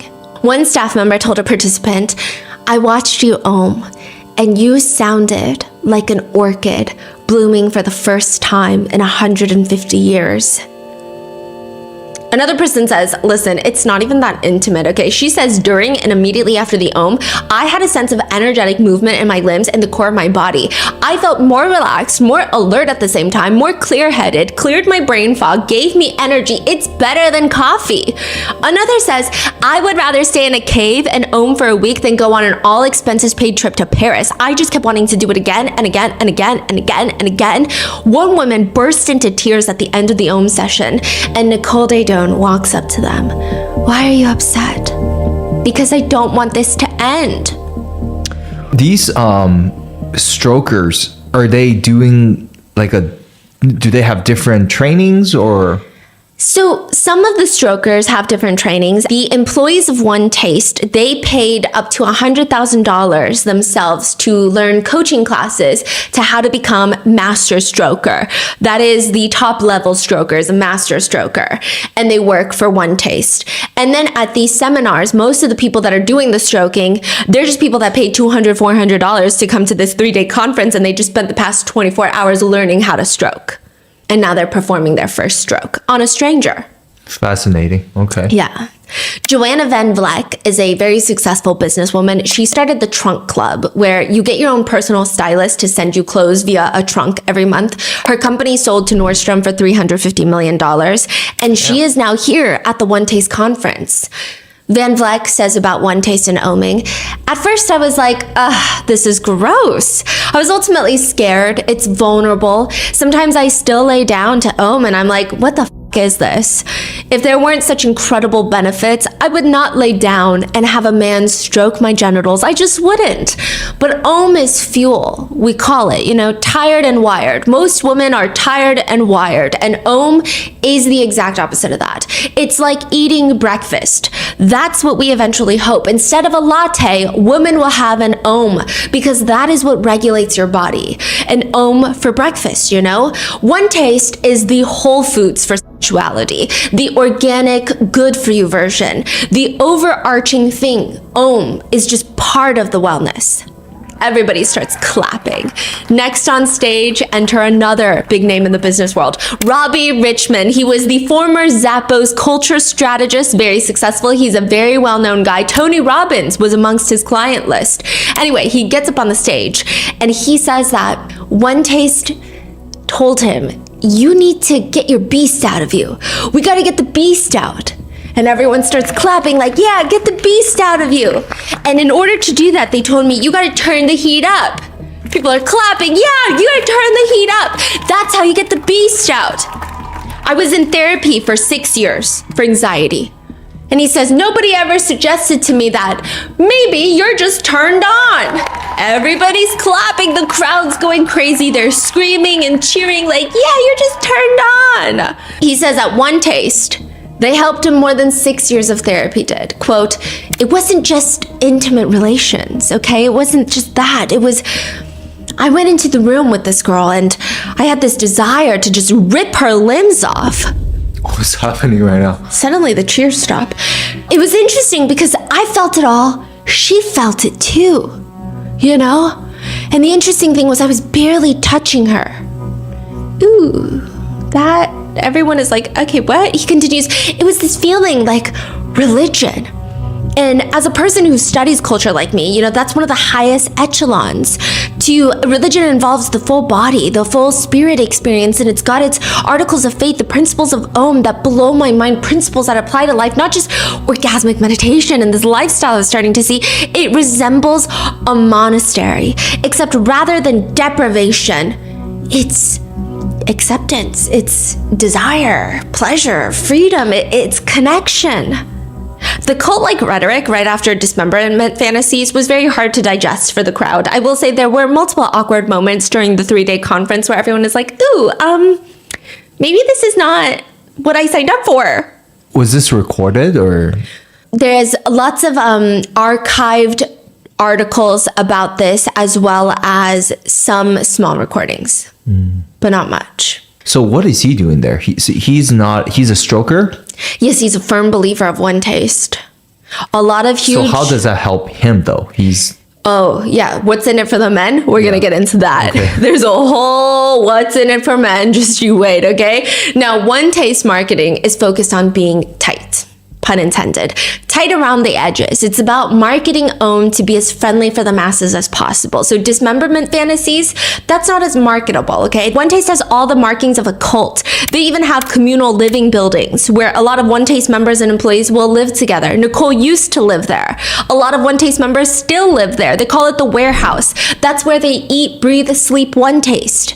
So they usher him off the stage and they continue with more speeches. And it just feels like minus the dismemberment talk, a legitimate tech conference for a startup. Later, when asked about the cult allegations, Nicole Daedone responds, if I were a person out there and I heard about a group of people who were living together and were doing this practice where they were stroking privates, I would probably think the same thing because I wouldn't have any context to understand because there is no context for connection in our culture. There's no context for any kind of female pleasure. There's no kind of context for sexuality within a rigorous practice. These things, as far as I know, have never really been explored skillfully. Anytime it's been explored, it's just been sort of on the fringe. And that's one of the reasons why I absolutely wanted to bring it to the mainstream. One of the reasons why I want to bring it there is so that we have checks and balances. Really, the model is Wikipedia, where everybody gets access and everyone puts their part in. Not literally. She says the whole arena of female pleasure is so dark and weird and scary, and it needs to just be out. It needs to be out in the open. Cult leader corrupted by money and power. I just want to say that's patently not true. Nicole Daedone is a very interesting kind of woman. I mean, I will say that she is a pretty charismatic speaker, more so back during the prime of One Taste. That has nothing to do with youth or looks, just like the prime of her career. She writes in her book, Slow Sex. When I first tell people I make my living teaching the art of slow, intimate times, I get to watch an entire weather system cross their face in a matter of about 5 seconds. First, I see surprise, then curiosity, then embarrassment about their curiosity, then fear that I can see their embarrassment, and then finally, courage to proceed. I teach a practice called Om, I tell them. It's a way that any man can bring out the big Om in any woman in just 15 minutes. Nicole says, I teach people that Om is really no different than when my Uncle Bob taught me one summer afternoon when I was 12 years old.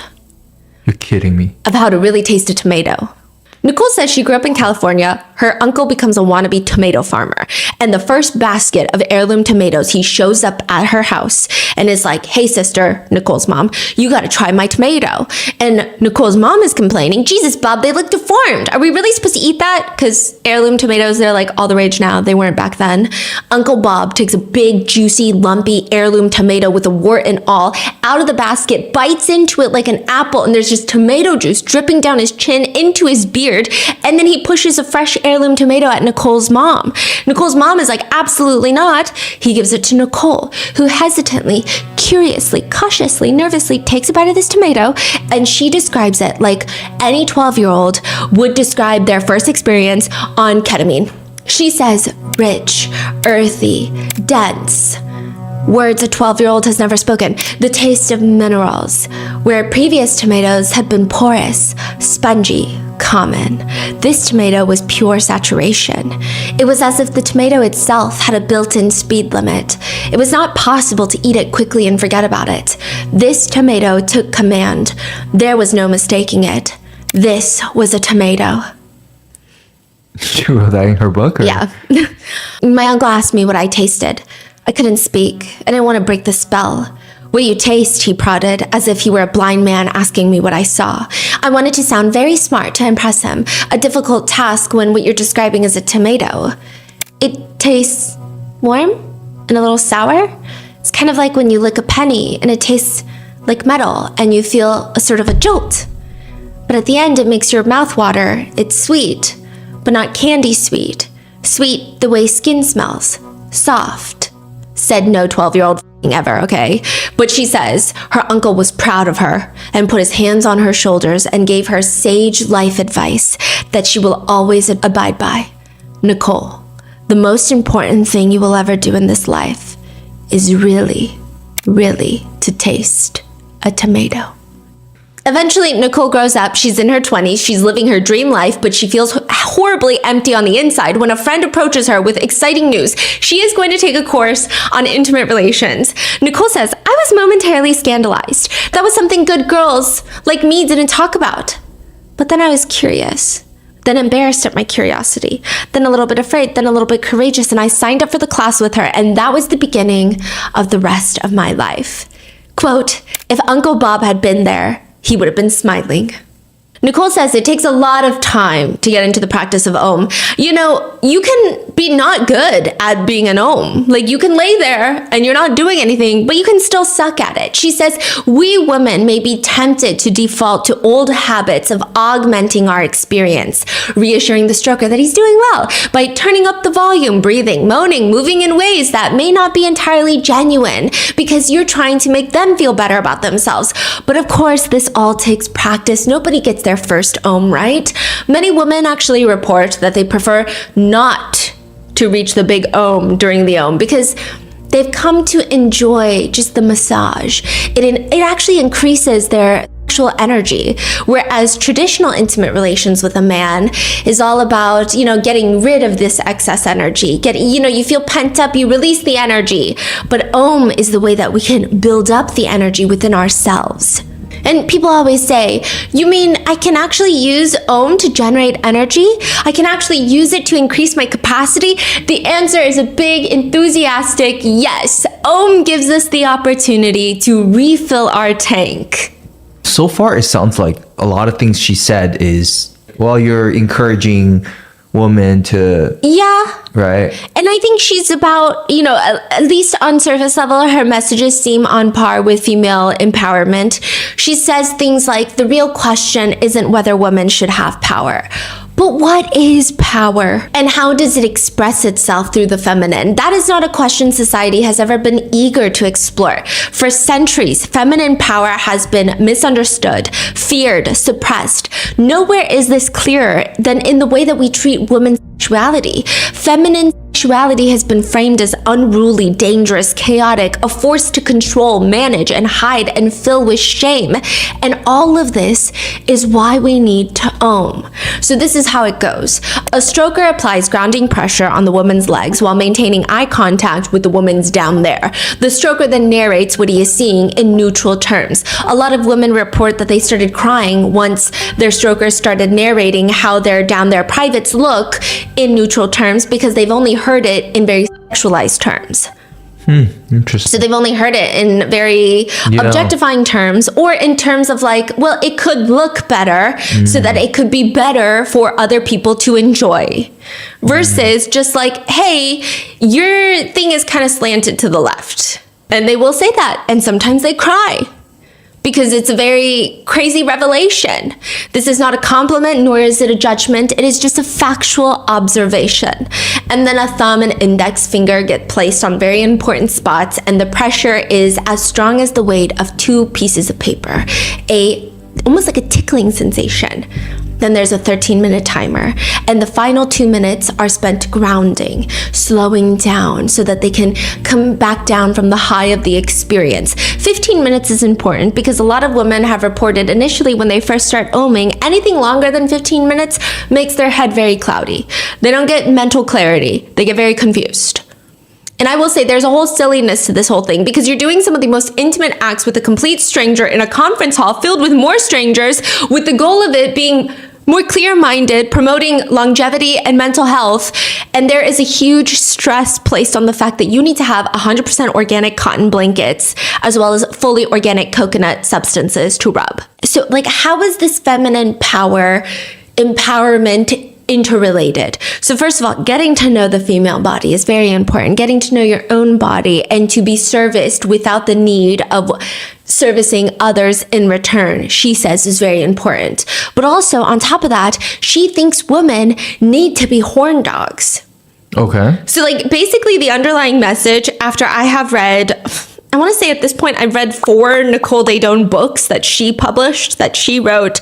I've watched like I want to say like 30 hours of footage. They have a whole YouTube channel with podcasts where they just yap to each other. She has multiple different conferences that were filmed. I have watched almost still doing this today? Well, no, because she's at MDC Brooklyn in prison right now. But she was doing this for a very, very long time. And I had to consume all of that. And I will say, this is the underlying message, is women need to be horn dogs. They need to be turned on and they need to be horned up. And she says that's how you get things that you want in life, because that is your greatest power as a woman. That is your greatest energy, is to have turned on energy. And men will just bend over backwards and do whatever you want if you have turned on energy. This is your only power as a woman, really. So you need to harness that power and stock up on the power. It's like you're batterying up when you're oming, you're charging yourself with this power. She says, my challenge as a woman is that fundamentally any expression of appetite is shameless. I'm supposed to be small physically. I'm supposed to be small in expression. I'm supposed to be demure. If I have too big of an appetite, then I'm, I don't know, money hungry or a gold digger. Although, you know, those things aren't the more challenging desires that women have, or I'm greedy, or I'm all the things that we think women are who have any kind of appetite that makes us go to the other side and pretend that we're demure and we have no appetite. So as a woman, when desire arises in me, the shame silences me. As a man, when desire arises in you, it gives you a lot of gusto. So we need to do that. However, the biggest clientele for One Taste seems for the longest time to not be women, but to be men. I wonder why. Exactly. And it's very hard to cater to a male clientele in a place like San Francisco when all you do is say, hey, women are better than men. It's very hard to have men walk in and pay you money. It's a very small niche group of men who still will do that. So Nicole then starts catering to her male demographic. Wait, so she literally started a company to do these sessions, group sessions. Mm-hmm. That's it. That's her whole startup business. Yes. Then she headed into the wellness space with podcasts, books, you know, coaching sessions. Okay. Yeah, she became one of those online course gurus. So like a lot of like tech founders, tech people? Yeah, a lot of tech guys would go because when you're in San Francisco, you're in SF, and you have a bunch of software engineers who are probably very intelligent, more intelligent than I will ever be. Maybe, maybe not. I'm just kidding. I shouldn't put myself down with these guys, okay? But they have not touched a woman because they spent a greater part of their lives studying. Right. So there is an appeal for certain demographics. So they all show up, and that leads to a very big problem in One Taste, which is how do you get women? Right. How do you get women for these paying men to stroke? And that is partly the reason she is in prison right now. When I'm hearing this, right, it sounds like, yeah, I can see how some woman does want to solve these problems. So it makes sense. But then when you say all the guys are joining, I guess reality is that you can say whatever the hell you want to say. People are just going to come in with their own. I know what you're trying to say because everyone has been thinking it. people are going to come in just trying to see a vagina, basically. We could say all these things and make it pretty, but ultimately the main clientele are just dudes who want to see a body part. Yeah. The question is, most women, are they here for the reason of what she's promoting? From what I can tell, after all of like the rabbit holes that we've gone down from One Taste, if I had to break up their clientele and who's joining One Taste, is you have a large group of guys.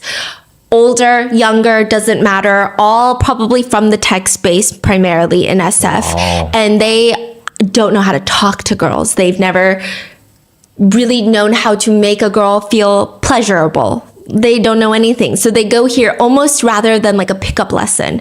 They go to this course.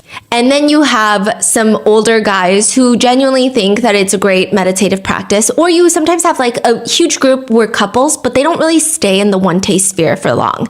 They come trying to spice up their marriage. They learn the techniques. They do like a 1-day course and then they go home and then they apply it to their home life. Right. And then you have a group of young women. A lot of these young women seem to come from a little bit more vulnerable backgrounds. A lot of them have been essayed and they don't know how to feel comfortable with their bodies. Wow. And Nicole convinces them that she is the path and the light. And these young women end up becoming the biggest commodity of One Taste. Right. That's what I feel like. They are being taken advantage of. And then you have older, wealthy women who are just, I don't want to say like the men, but they kind of fit in that sphere of they give One Taste a lot of money and they also want very young, attractive male strokers. And they're here for the pleasures of One Taste. And she probably knows all of these. She knows everything. So she's playing 5 different games with different people. Yes. And she knows exactly how to talk to whoever she's talking to. Now, in terms of the payment, like these tech guys or whatever, is it all the same amount that she charges? Is it monthly or? Okay, so it's $10 for a one night like get to know each other session, and you don't own. It's like a $10 mixer. There's cocktails, there's fun. It's like a community event, that a lot of people will go to. And this is so manipulative. I'm going to go into it more later, but they have something called the hot seat. And these are people, again, that this clientele that they're attracting, a lot of people that are coming to this mixer, they're not typically, and I say this with love because I'm not a very popular person either. I don't have a ton of friends. They're not popular people. So they sit down in this chair and all the One Taste employees put their attention on one person for like 30 minutes. And this one person feels a high because usually when they try to talk to their coworkers, they try to talk to people, everyone gets distracted halfway. They're looking at their phones. They're just maybe not the most entertaining people, but for 30 minutes, they had 10 people just captivated by them. And in the very back, there's a salesperson taking notes down of every single person's biggest insecurities. They'll ask you during the hot seat, they'll ask you, what do you want? And then you'll say, I want to be successful in life. What do you want? They keep asking you, what do you want, over and over and over again until it boils down to your biggest insecurity and your biggest desire in life. And that salesperson in the back is typing it all down in a laptop. Then you leave. After paying $10, you leave. Then they call you. And they say, hey, didn't you have so much fun last night? Well, why don't you come back for a 1-day course? Instead of $10, it's $200 and you can spend like 8 hours with us. They're like, okay, $200 is not that bad. They go, pay $200, they learn how to stroke or they get stroked, they do Om sessions, and they have such a high because this is so exhilarating. Anything taboo is gonna feel very exhilarating. It's gonna feel like drugs because it's against societal norms. Right. You don't just like go to a yoga studio and see a bunch of naked people and like touch a stranger. Yeah. By the way, the hot seat is do they force you? They have marks. Oh, so they're looking in the room. They're like, I want to target that new client. Who looks like they have money. Oh, it's always a wealthy person. Yes. Or someone who has like a pretty cushiony tech salary. Because you can tell. It's like when you are in SF, it's like, hey, what do you do? I work here versus I work at Meta and I'm a product manager. It's like, okay, maybe this person has a cushier salary. Yeah. So, okay. So they're converting these people. Yeah. I see. So then you have a $200 day course where you learn how to stroke, and you're so like exhilarated from this experience. And before you can leave, you get signed up for a $3,000 weekend course. And then you've already invested $3,000 and the weekend is so exhilarating. Then you sign up for a $16,000 week-long course. Then you sign up for the master coaching program that's $60,000. $60,000. There are victims who are like $100,000 in debt. In debt? And they are considered employees of One Taste, but they don't learn how to be an employee of One Taste for free. They're in debt. That's why they call it a cult. Yeah. Wow. And she starts catering to the men as well. And she'll meet in the middle. She'll say things like, women are trained to see men as projects to fix men, right? We're taught that men are dumb and fundamentally these bumbling guys, and they need us to fix them. But what ends up happening is then all of a sudden you hear these women who say, I feel like I'm a mother, I'm mothering him, and then they lose their turn on. They lose their turn on, and this is like a noun. They lose their turn on. And so we begin to worry about guys. Oh, he's not feeling good and all these things. And they're usually just projections onto them rather than lighting up the kind of turned on masculine power that they need. She's got these very weird takes that she'll do during these one-day seminars. This is how she ropes in the masses, because when you go in too strong, too fast, it's a lot. So she'll slowly lead the men in.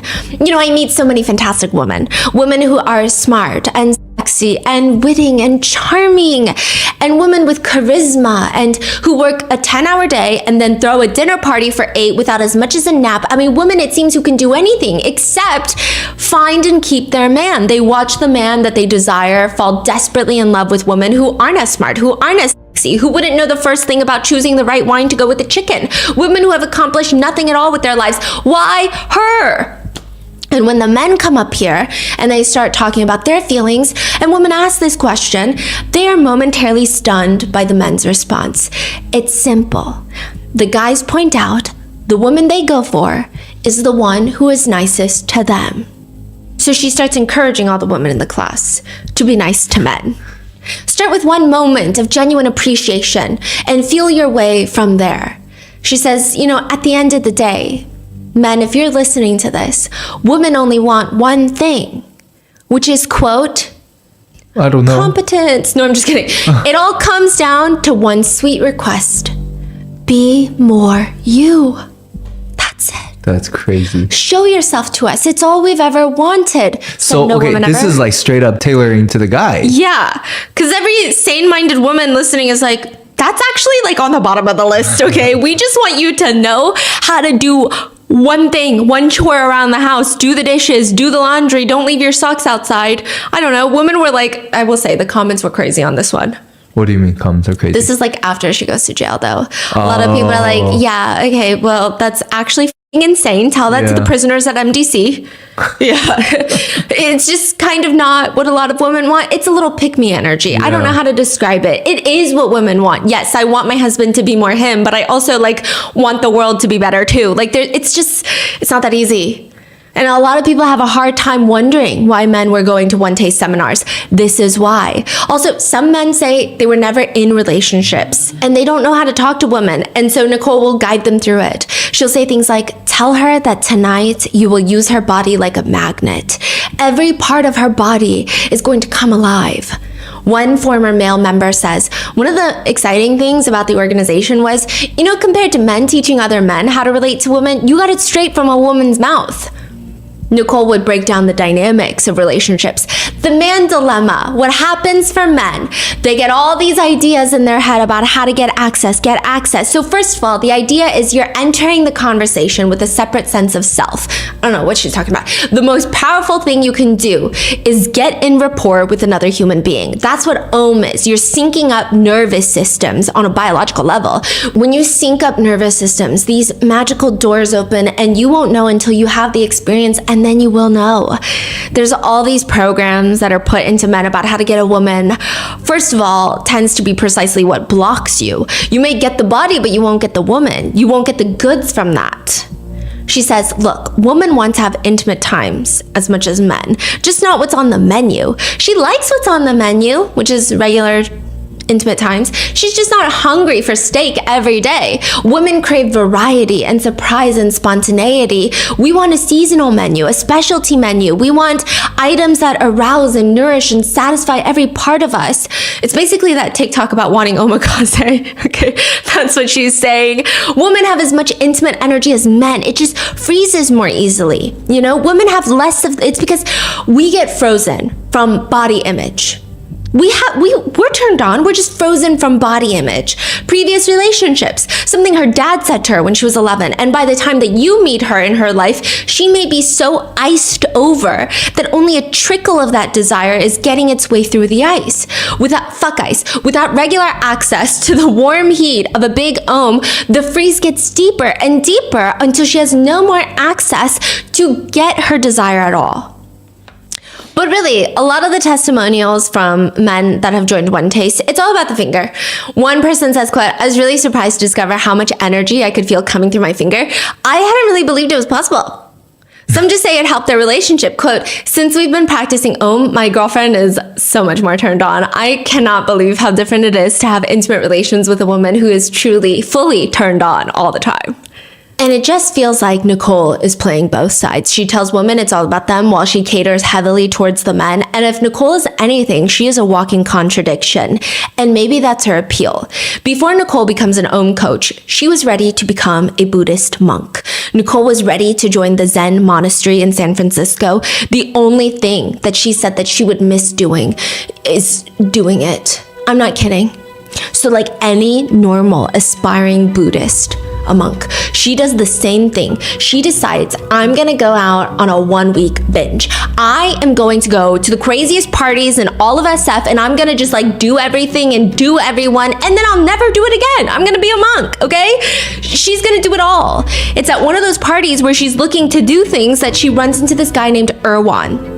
And he's at this party, so naturally within a few minutes, Nicole tells Erwan her dilemma. She wants to be a Buddhist monk. She thinks that life will be really good for her, but she's also kind of like horned up all the time, you know? And he smirks and he tells her, I would like to introduce you to a practice that I've been doing. He introduces her to a practice that will soon become One Taste signature, the Om, but back then they called it the DO, the deliberate O. So after her first taste of a DO, where it's basically the same thing as an Om, Nicole ditches the whole Buddhist monk life and makes Om her entire personality, her entire life's work, until she ends up at MDC Brooklyn in the same prison that Diddy was in, the same prison that Luigi Mangione is in, and the same prison that Ghislaine Maxwell was in.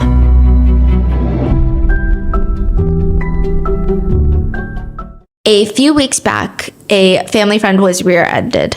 She kept hesitating about calling a lawyer because she didn't want to seem like she was making a big deal out of nothing. But here's the thing. If you've been injured in an accident, you should not let assumptions prevent you from going after fair compensation. Your recovery, your family stability, your ability to pay bills and move forward with your life matters so much more than maybe I'm being dramatic. Morgan & Morgan is the largest law firm in America, and they've successfully recovered over $30 billion for their clients. And when it really counts, they don't back down. Their team includes over 1,000 attorneys working across the country, giving them strength and resources to help you get your life back on track. Hiring the wrong firm can be disastrous, but hiring the right firm could substantially increase your settlement.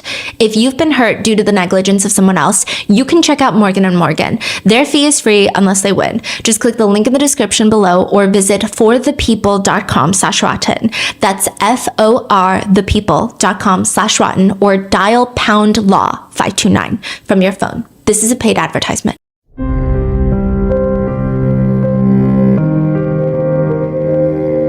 One of the most controversial things that Nicole Daedone has ever taught was nobody is a victim. Nobody's a victim.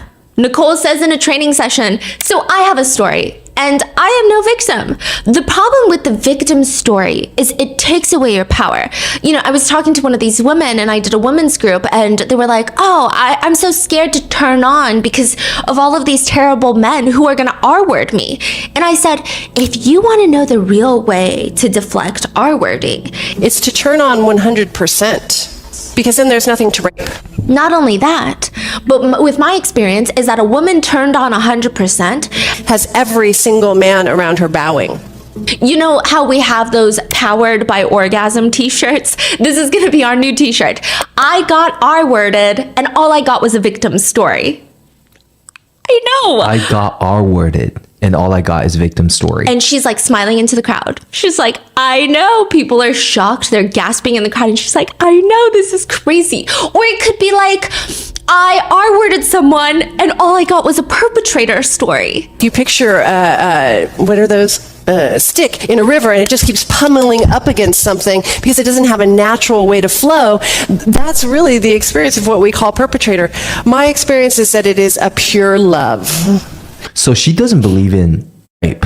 No, she believes it happens, but she thinks it's psychologically deeper than that. Like the fact that men R-word, she doesn't think it's just like these men need to be locked up and like snip, snip. She thinks that it's also kind of a woman's fault that men are out here R-wording people. She's also saying through the power of Om, her meditative practice, and paying for her courses, of course, you can protect yourself against R-wording, not because people are going to stop R-wording, but because there is nothing left to R-word, so how can they R-word you? I will say that there are still very wealthy people connected to One Taste and the original group, even though they seem to keep changing their names. They also seem quite litigious, which I've never been opposed to a little legal scuffle, especially the idea of seeing a ton of the people that we talk about in a deposition. I think that would bring me a great sense of adrenaline and excitement, and it would just make my week and year. But just so that we could be extra cautious, I do have to note that these are just allegations moving forward. Nicole Daedone is sitting at MDC Brooklyn, but she hasn't been charged of these crimes outright. She has been convicted of forced labor conspiracy, which does include sexual labor for the defendant's benefit, as well as coercion of performing sexual acts, but it doesn't outright include essay. Wait, so again, what is she charged for again, you said? Forced labor conspiracy. Which means that you're running a company and you're coercing your employees to perform sexual acts. You are having sexual labor for your benefit as the employer. However, she has not been convicted outright of facilitating essay or just essay in general. Does she have a case pending or? No. Oh, so this is it. Yeah, this is it. So these are just legally speaking, just allegations as of right now. Though I don't personally think a lot of netizens question any of the victim stories. In fact, a lot of people wish that she was charged with trafficking instead. But this is, I think, just like the ways that the laws are set up. So with that in mind, let's talk about the darker side of One Taste. Have you ever heard of aversion therapy? I feel like there's so many different therapies. There's exposure therapy, there's now aversion therapy. And it goes something like this. A guy named Mark from One Taste is really, really freaking upset. He feels like he's a victim of, honestly, he doesn't know how to put it into words. Okay, well, try to put it into words. Mark tells everyone he's really upset because two girls from One Taste barged into his room and offered themselves up to him. They were like, can we just do you? And they both start going down on him down there, like both of them at the same time. And they're like, okay, so that's SA if you didn't want it. And Mark is like, okay, but here's the thing, I did want it. Like at the time I loved it. It was great. It was phenomenal. Okay, so what's the problem? Okay, the problem is afterwards, I overheard the girls talking about how Mark was their aversion therapy. The girls were told by higher ups at One Taste to find the most disgusting, filthiest, ugliest animal on the planet and then have intimate relations with him. Like find the person where the idea of that person, even the visual idea of that person is gonna make you wanna throw up, bend over and vomit into a toilet. Go find them and have intimate relations with them. Aversion therapy at One Taste is when you do the most disgusting thing you can think of in an attempt to get off on it. Yeah, it's putting it simply, it's a lot more twisted and complicated than that. One Taste coaches, the amount of aversion you have equals the amount of desire that's there. Opposite sides of the same coin. What? The coaching program would say, our preferences are just repetitive devices that enslave us in eternal mediocrity, but we're usually too chicken shit to step into a different terrain. Basically, why do you think you're so turned off by something? Perhaps it's because you're actually so turned on by it, but mentally you don't want to accept that idea that this is something that you like. And I said, what I learned as a woman is that we have it backward. I'll have all of these circumstances and then I'll get turned on. and that really it's the reverse. Whether or not you're turned on, build the circumstances and get turned on in the process, and then that's where you get total liberation. One former member describes it like this, and this is potentially going to be a controversial statement, but in a certain way, for people who have closed down, it's like you get that fix one way or another, right? So if you determine you don't want that fix in an explicit way. So they're saying like, maybe you've convinced yourself, or society has convinced yourself that watching X-rated videos is disgusting, it's vile, it's morally corrupt, right? Then you have a tendency to then go and get it by sort of a mental fixation on it. So you develop these strong, super strong anti-X-rated video fixation that becomes your life's work. You're protesting, you're writing blog articles on it. It gives you a way to engage with this thing that you kind of really need. Basically, aversion is unpotentiated turn on. Explore it today. It's described more bluntly by one member who says basically, it was, quote, a broad term for energy by performing intimate acts that you don't want to do or doing them with people that you find disgusting. Like, that was just aversion therapy. There's nothing deep about it. Officially, they start referring to it as unconditional sex. And One Taste starts leaning heavily into this. Higher up members of One Taste start giving out assignments to those underneath them. So this is like your manager at work telling you, you have a new assignment. These assignments typically revolve around doing everything possible to get rid of your aversion to certain things, acts, or people, just obliterating any sort of personal boundary that you have.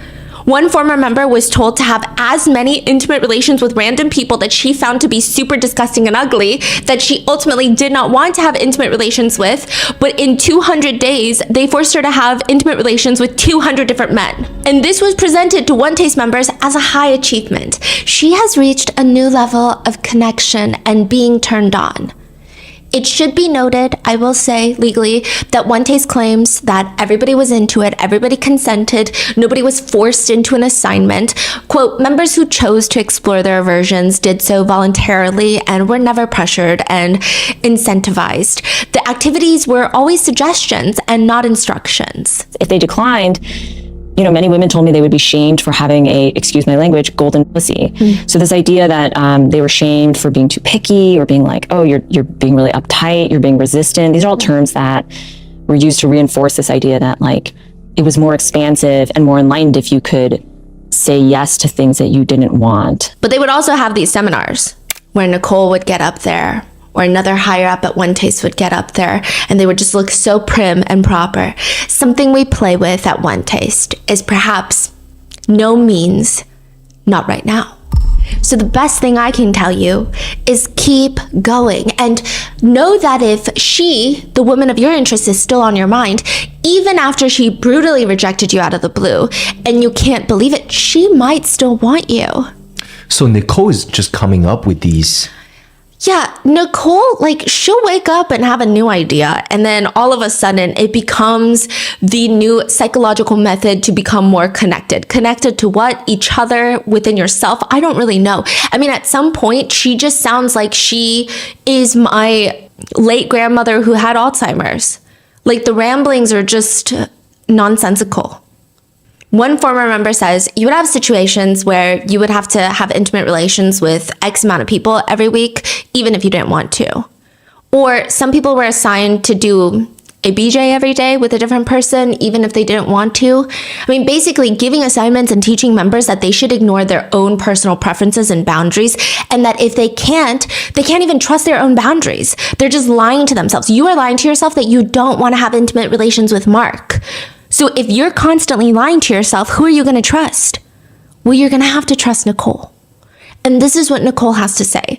We human beings have a universal tendency to loathe what is in our best interest, always. And Nicole believes that aversion therapy mixed with oming is the cure to trauma created by SA.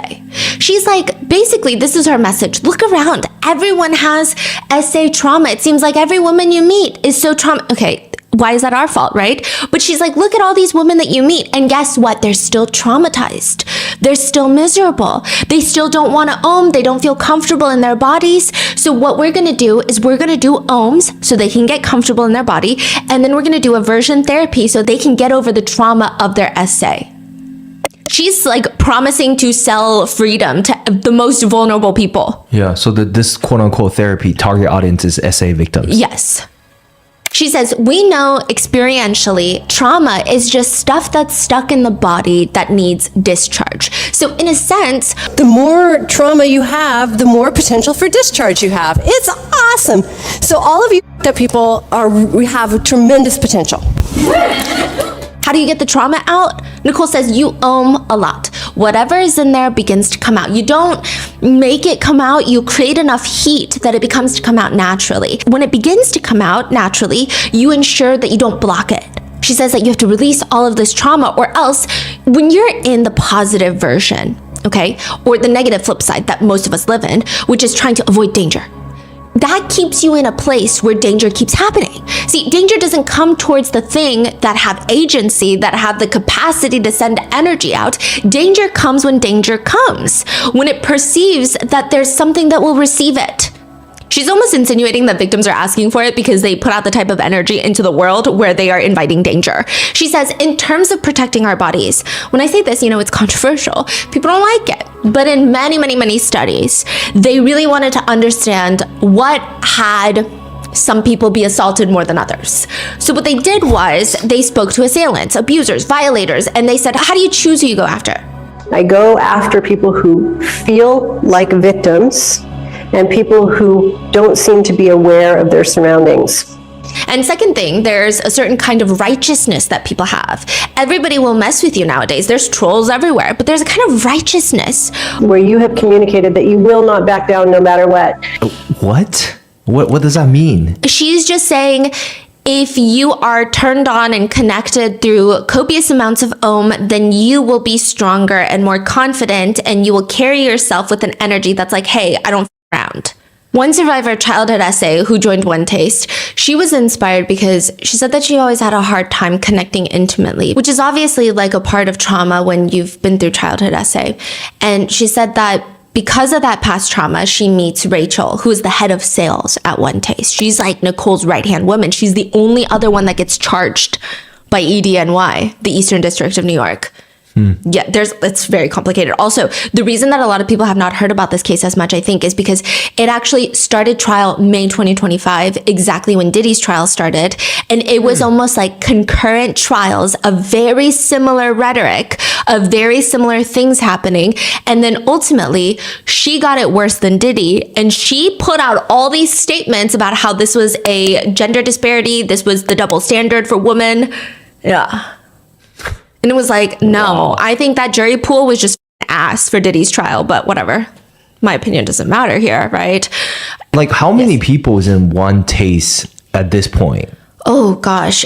Just their high membership that was costing like $16,000. They sold close to 2,000, I believe, if I'm not mistaken. And then that's just the people who paid for that tier of membership. There were so many people who came in for months at a time, took day courses. They were spread out all over. They opened up locations in New York, Texas, Atlanta, Los Angeles. Like, they had locations everywhere. Her whole dream was to make it like Yogurt Land, Menchie's. She wanted franchisees all over the United States. When you go in, it's just like a big yoga room. Yeah. Is that what it is? Yeah. But most of the cities, they didn't even have yoga rooms. They just had communal living. So once they open, people are living there. Yeah, it would be interesting. So they would find a collection of people that were really into and then they would open up their own One Taste headquarters in each city. And it would just be like a giant house that everybody lives in. It's a residential house? Yeah. Oh, really? Yeah. Huh. Or it'd be like a commercial/living space. It really depended on the place, and a bunch of people would live there. It would be communal living, and One Taste for the longest time, they were the ones signing the leases. Eventually, because of all of the SA allegations that started coming out, Nicole was like, I don't want to be on the lease anymore. She doesn't care. It doesn't seem like she cares that people are getting SA'd within her organization. She just doesn't want to be on the lease because there's legal liability. Yeah, it's a whole thing. And then they start creating moms. Mom, M-O-M, like mother, right? They would be the ones in charge of each location. So it's kind of like strip clubs have moms. That's what they call it. Where you're like in charge of that location and you take care of all the girls there. But they would do that with One That is Taste. so crazy. What? Yeah. So they had locations in every single major city. Yeah. Like this was a full-fledged business. It's crazy because it sounds like a little, okay, you're so crazy, lady. You probably have like 5 employees. But no, this is like a full-fledged, they were listed on top 100 fastest growing startups by Inc. magazine at one point.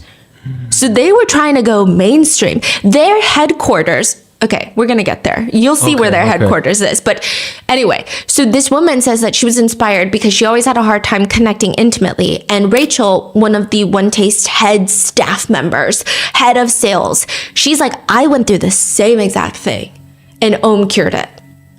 So she's like, okay, I'm going to join. And she joins, and her name is Aries.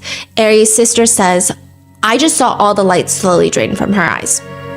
She describes it as these people would tell her that she needed to go sleep with all these guys, or she needed to Om 5 times a day to release herself from the trauma of her childhood. I mean, they would even go as far with these assignments for aversion therapy. If you didn't want to sleep with all these people, the person managing your assignment would go download Tinder, Bumble, match with random men, chat with them, and tell them, hey, I just want to do you. Find a place, find a time, and they would tell their employee basically, hey, go to this hotel at 6 o'clock. This is the man you're going to sleep with. And report back to me.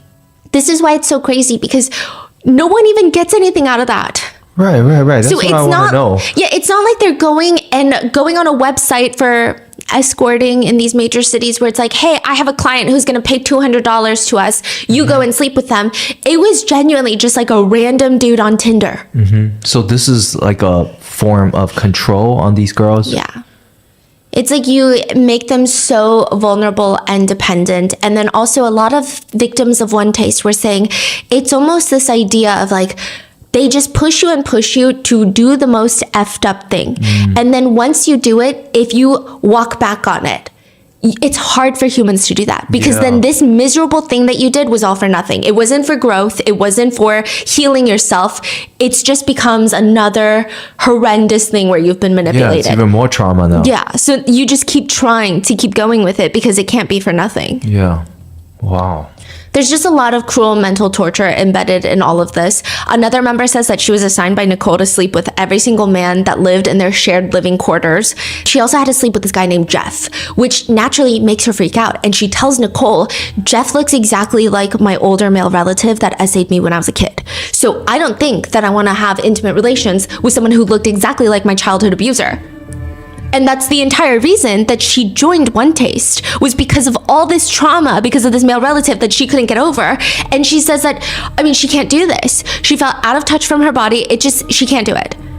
We don't know what Nicole said to her, but she said that ultimately she slept with Jeff.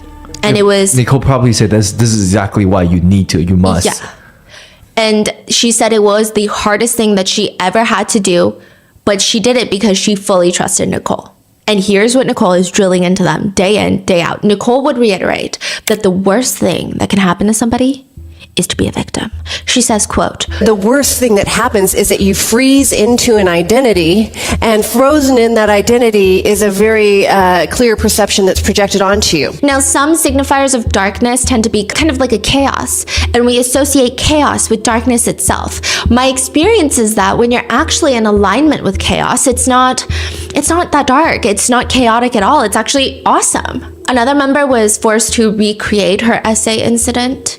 She was R-worded while her perpetrator kept telling her, "You're so beautiful." So One Taste allegedly set up a situation in which she would be performing on a man, and a whole group of One Taste members would be standing in a circle around them, and they would all say in unison, "You're so beautiful, you're so beautiful, you're so beautiful." How did she describe that? She said that she was fully hyperventilating and it gutted her, but she said that at the time she felt she needed to push through because she was told over and over again this would be her final breakthrough. So imagine she's like at her breaking point, I imagine, of I can't do it, like nothing's helping me get over this trauma, and people are saying, trust me, this works. Why else would someone do something like this? My question to you is, why did people believe her that would bring them this sort of form of enlightenment. Yeah, I believe that specific woman says that, she said yes to it because she was chasing these breakthroughs. Like there was this belief within One Taste, which definitely, came from the top down, that extreme actions, intense situations, and really pushing your edges would bring personal growth. In another incident, it's alleged that Nicole was getting fed up with a female member's anxiety. So let's call her Ashley.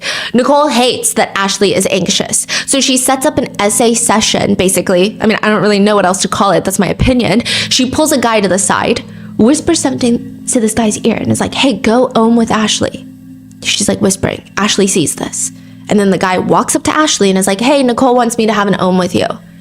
So they go do an ohm, and the man starts doing things down there that are not part of an ohm.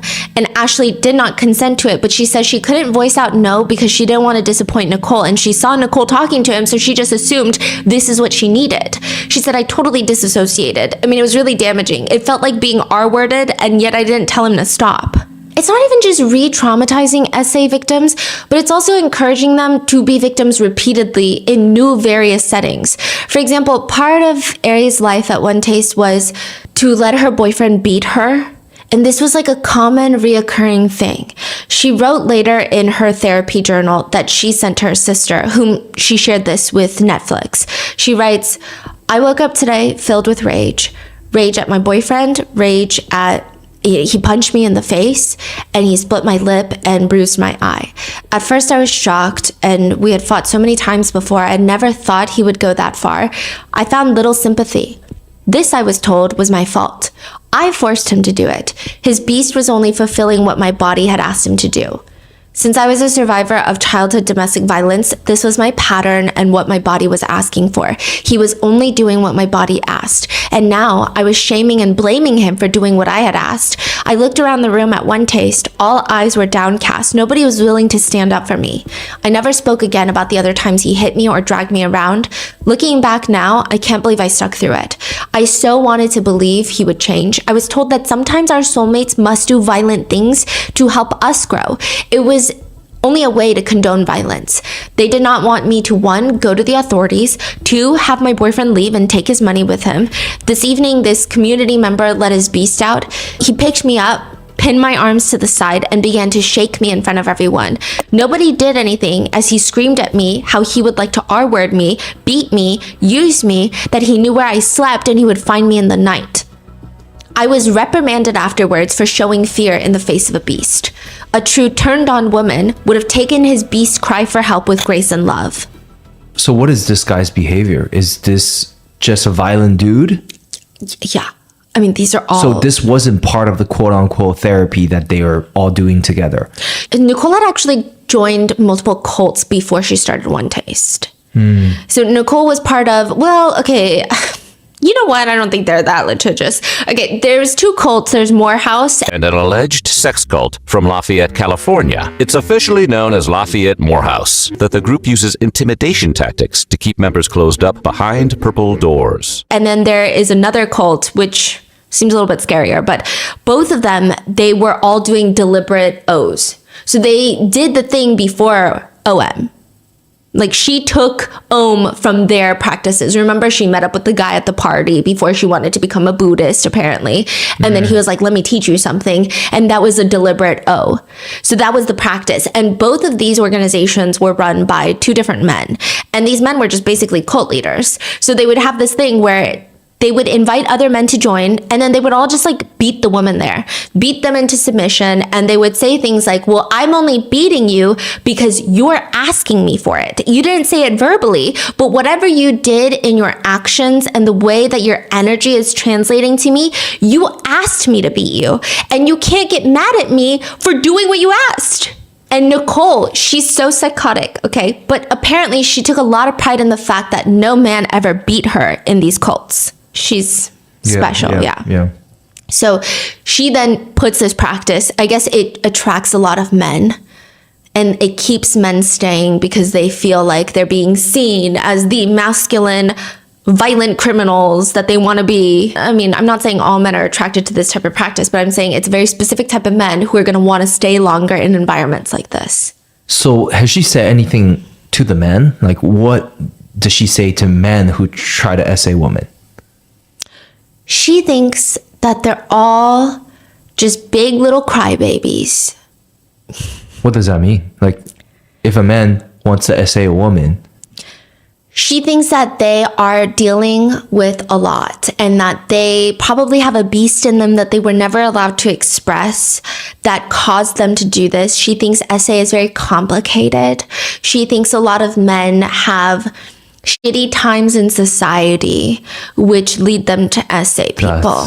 In another situation, and this is confirmed to some degree by One Taste, they've been aggressively denying all wrongdoing and everything else, but there's this incident where one executive of One Taste just repeatedly started slapping his girlfriend in front of company employees over and over again during a fight. He was fired and then promptly rehired. One Taste says the incident itself was unacceptable. However, they rehired him because they believe in rehabilitation, but they firmly stand that they do not promote or tolerate violence. Someone needs to send Nicole a dictionary. You'd have to send it to MDC Brooklyn because that's where she is. But like, I don't think she understands what words are. Nicole didn't just hate the idea of victims being traumatized and not wanting to feel danger and having natural fear responses and PTSD of being put in unsafe situations. She hates that we have this notion that perpetrators are bad people.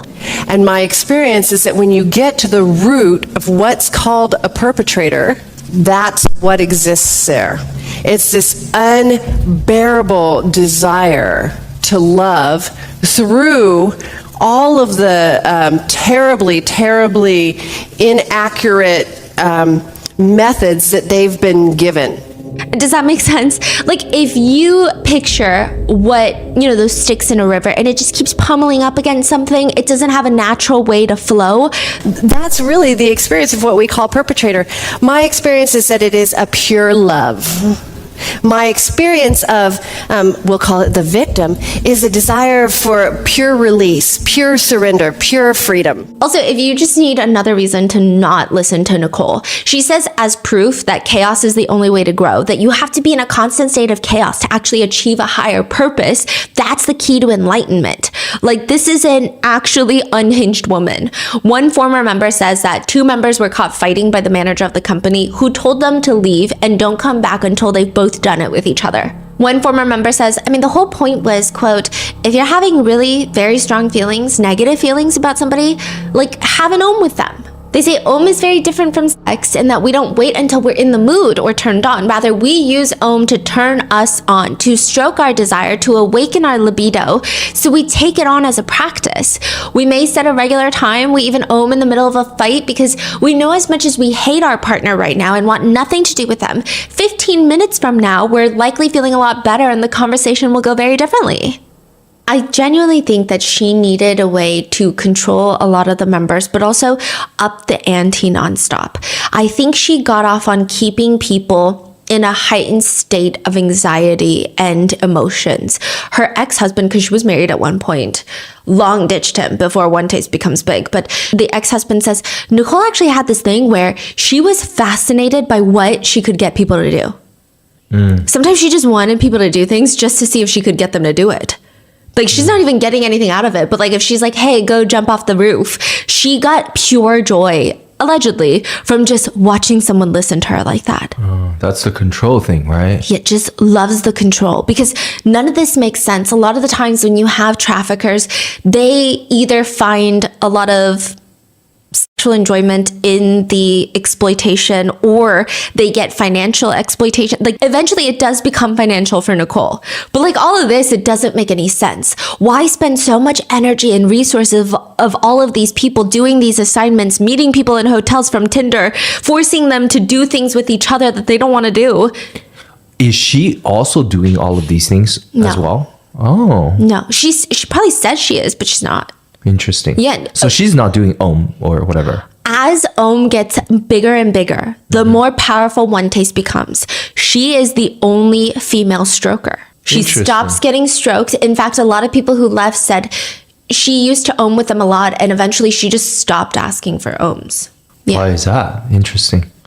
Like, she's trying to set herself apart now? Yeah, she was told by a previous cult leader that the leader cannot be too close to the pack because that's how they get eaten alive.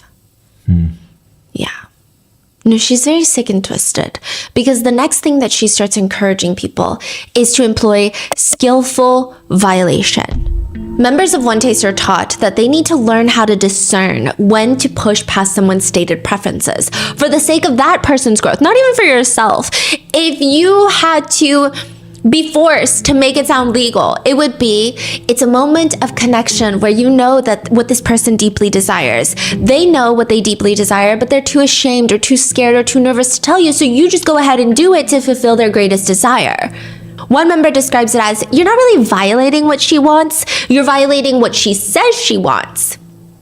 So like full on SA. Yeah, like a very roundabout way of just describing SA. So what is consent? Is there consent to them? No, there's no such thing as consent. No means not right now. Is that what exactly? Oh, there's this whole thing where if a guy is attracted to a woman, she says no, but he still feels attraction. It's because she's putting out signals. So she might not even know that she's attracted to him, but he should keep trying because something is clearly there. He would not feel attracted to a woman unless the woman is sending out these signals. Interesting. Yeah. That's interesting. Like, so what if a person is quote unquote attracted to Nicole then? Can she say no? Yeah. Yeah. Nothing ever applies to Nicole. That's crazy. And she also is like sitting in there complaining about jail. From Metropolitan Detention Center, Brooklyn. From a dorm of 37 women in beige uniforms in a room of gray metal bunks and bright fluorescent hours. And I think that she should just work on staying connected with her fellow cellmates. It's very weird of her. This is all made even more tricky by the fact that Nicole says that the main difference is that a lot of men think that women don't want to have intimate activities. That's like a whole thing in society. It's like women always say, no, I have a headache. No, I don't want to do this. No, I'm tired. She says, do not believe us. If we say we don't want intimate relations, we want it more than you guys could possibly fathom. We are quite literally starved for the feeling of O's in our bodies, but we haven't been given permission to discover the unique sensations of our own O, so we don't know how to order what we desire. In this, we need your help. Skillful violation relies on at least 3 pillars of belief. The first being, the women are meant to explore and delight men. Nicole says, once you see that, everything changes. And the thing to understand is this, okay? I'm built to delight. And so my natural desire is to say yes. I don't know what she's saying. She's just saying that like women have a natural desire to please and to say yes. And second, that women have been suppressed for so long that they need men or other women who are more turned on to guide them to their deepest desires. Furthermore, women are the ultimate responsibility for everything. So this is where it gets sick and twisted. Nicole realizes the past 2 cults that she was in, they never made it mainstream because a guy sitting there telling you about how women can be empowered is the dumbest thing alive. No one's going to buy it. Women aren't going to buy it. You're not going to end up on the cover of Forbes. You are only going to do that if you're a woman telling women what they need. So she sells this message that women are the most powerful beings on the planet. We're more powerful than men, okay? But with power comes great responsibility. One former member says, One Taste was encouraging women to appreciate the predatory nature of male sexuality. Because basically, Nicole is saying women are the ones emitting these signals. Consciously, subconsciously, we're telling men to catcall us, basically. We're like sending out the vibes. We're sending out our aura and our energy, and then they are acting on it because they can't resist the energy of women. So she's saying everything is your fault. Basically. Yeah, which is like not really female empowerment. She would say things like, men are just responding. It all starts with the woman. They are the cause of everything. And she would say things like, we have to understand that with equal rights comes equal responsibility, and women aren't willing to take equal responsibility. How is she like sharing these messages? She's so good about it. If she has a lot of new members and they're very basic, regular, schmegular tech bros and tech couples that come in, it's very watered down. It's the PR package of, we just want women to feel connected to their partners, to achieve connectedness within, and to feel empowered to do more exploratory things in the bedroom. And this is how we're going to reignite the steam in your relationship. And then once people get more and more in, she starts upping the ante. So aversion therapy, skillful violation, these are things that she would tell people that we know that this works, but it's like being a wizard, being a witch. That's what they called it, okay?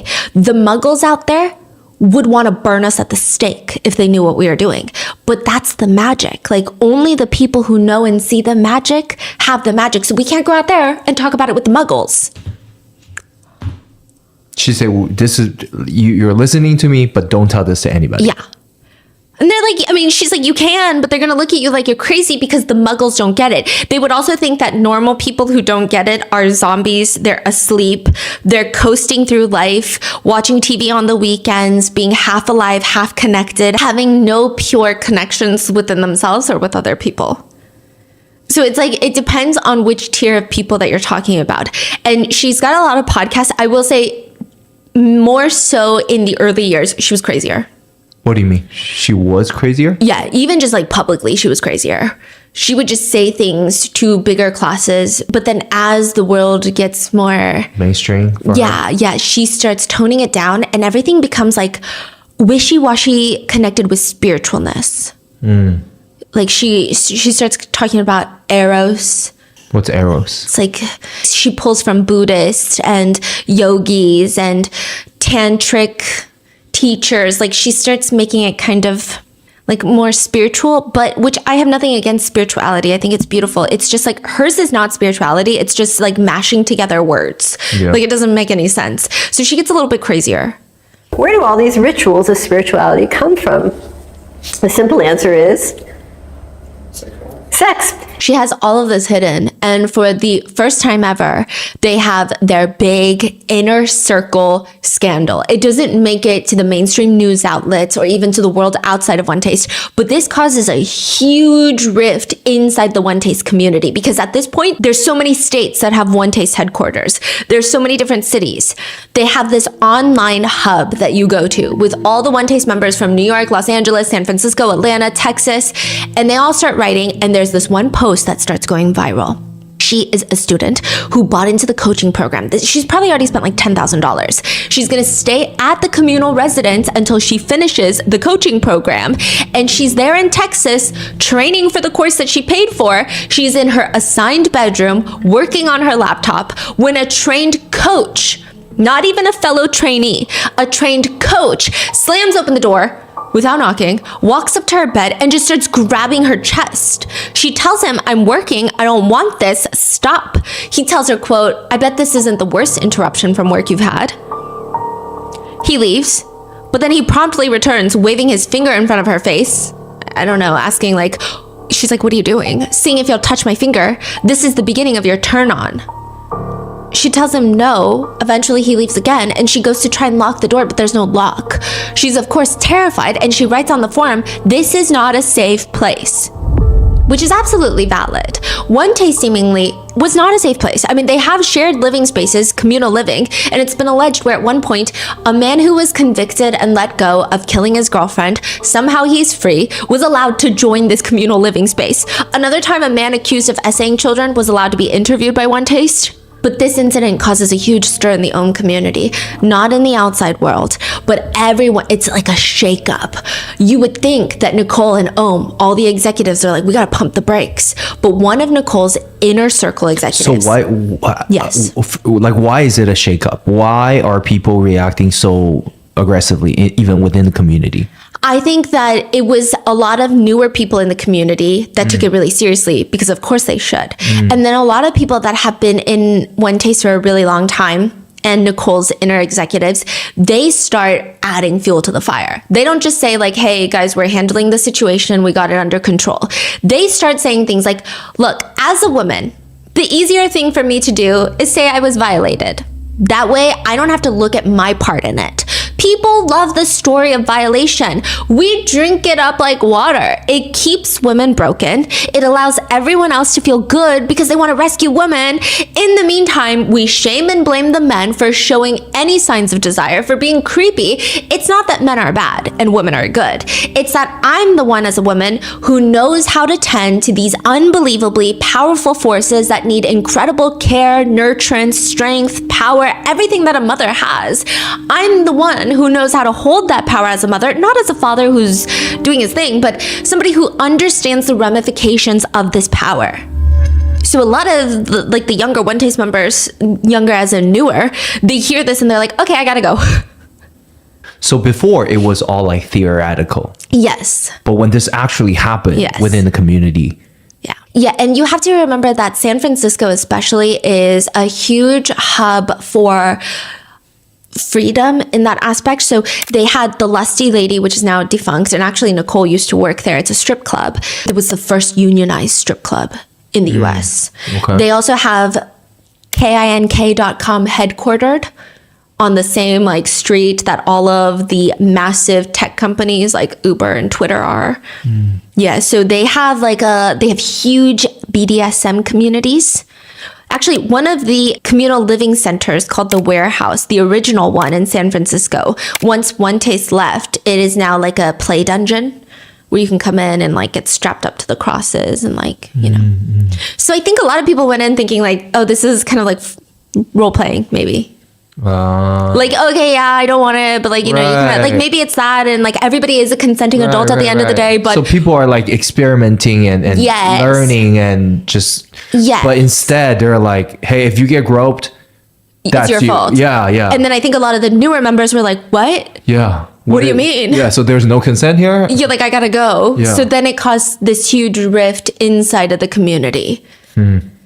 They also had something called going off the rails, which basically just means essay. And typically an older stroker will just use an ohm with a younger woman as a way to just fully essay them.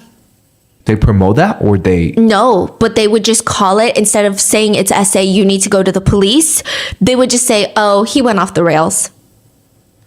It's just, you're going off the rails. And it's encouraged for guys to let their beast out. So women letting their beast out means having intimate relations with as many men as possible that they don't want to have intimate relations with.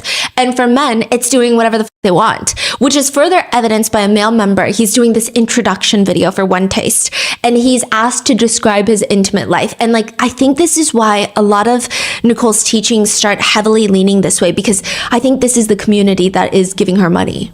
He says, there's a lot of anger in my intimate life, and there's also a lot of sweetness, but with One Taste, I'm hoping to bring in even more anger. And Nicole promotes that idea by saying, pause and hesitation are the worst, as is withdrawal. Withdrawal actually in play is cruel, which doesn't mean that you can't pause. Pause is deliberate. Withdrawal just drags another person's nervous system around. So she's basically saying, if you are in the midst of intimate relations and you're like, hey, I can't do this anymore, I don't want to do this anymore, you are cruel. Don't do that. You can even just say, if you get stuck, you can say, oh, I'm stuck because my pride is here. Oh, I'm stuck because the next thing I would say or would do would make me far too vulnerable and I'm terrified of what it would mean. So if you profoundly, if you want profound erotic play, fast and smooth is the most fun. And you can only get there by continuing to move through these blocks as you go. Boundaries are blocks that you have to push through. And she says, this is back when she was in the adult entertainment industry, right? When she was working at the Lusty Lady. She says, I had a regular and he wanted to strangle me. His beast was locked in there and it hadn't had a place for expression. And I just happened to love Beast. I had to surrender so deep that I could absorb him all the way in. And invariably, all of a sudden, it hit this point and he just started bawling. And that was all. And he paid me a lot of money to just come strangle me and cry. And that was it. And we think, they're so tough, but they're just little love bugs. They're crying. They're just our little companions that want to love us. Is she the world's biggest pick-me? Yeah, I think so. He wants to strangle women. He is not a love bug. He is hopefully just someone who is exploring intimate interest while practicing safely, although I think that is too much benefit for the doubt. I think he could just be a criminal.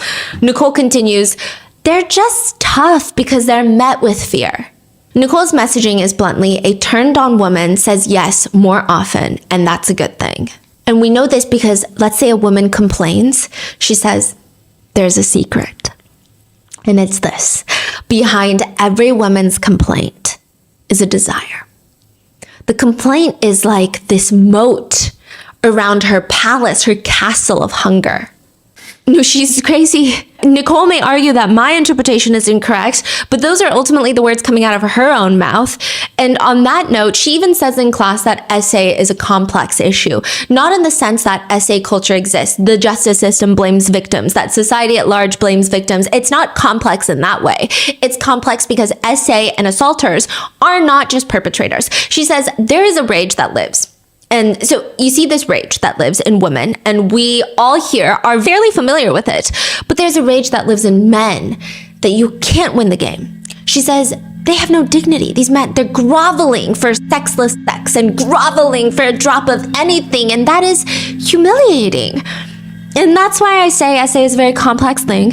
That's why it's complex. You have to look at the conditions of a starving person being tricked by somebody selling food that doesn't nourish yet again. Wait, she sounds just like one of those male podcasts, no? Yeah, no. Like exactly the same stuff she's saying. Yeah.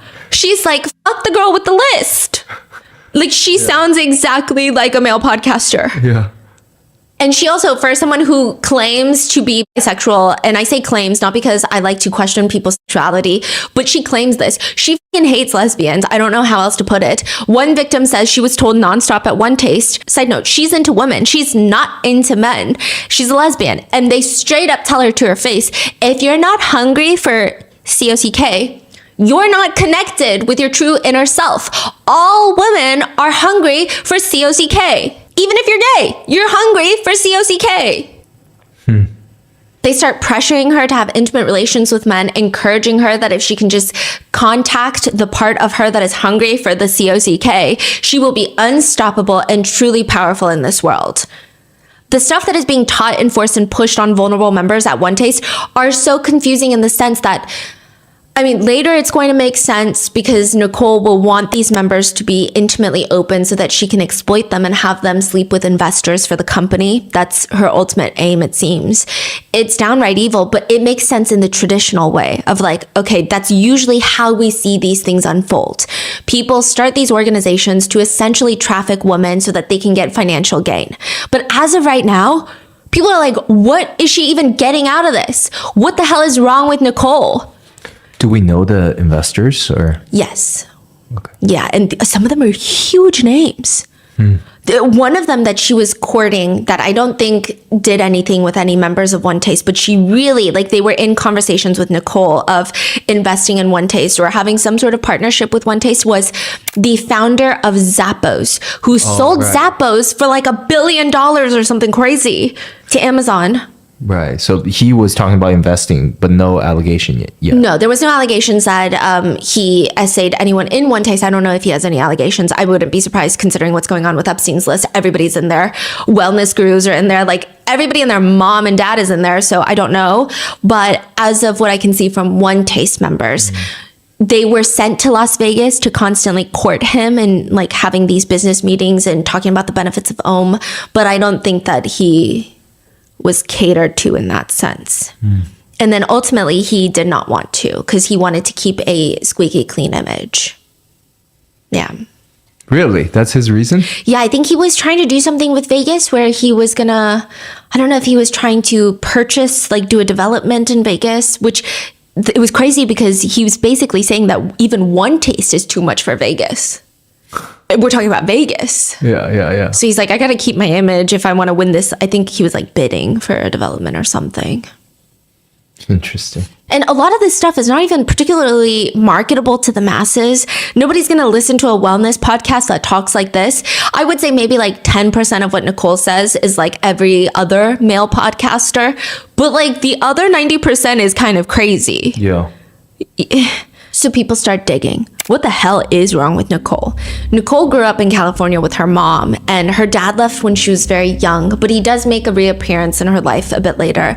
By all reports, it seems like Nicole did well in school. She graduates, starts working at the Lusty Lady.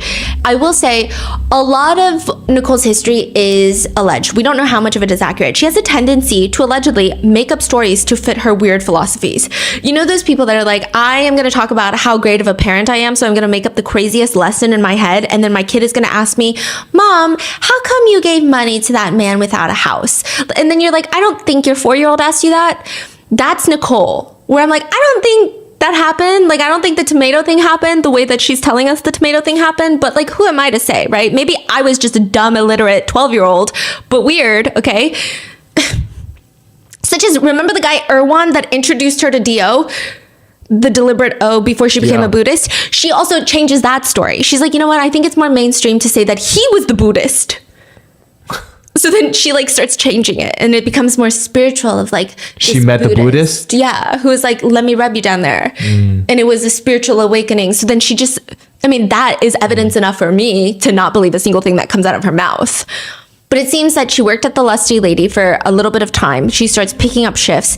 And according to one ex-boyfriend of hers that was with her at the time, she gets into high-end escorting, where she bragged about how every time she was with a man, she would practice cold reading, aka trying to figure out quickly what the guy secretly wanted from her. Because when she first meets them, they would all act tough, and they would all act like, you know, I'm just here because my buddy told me to be here.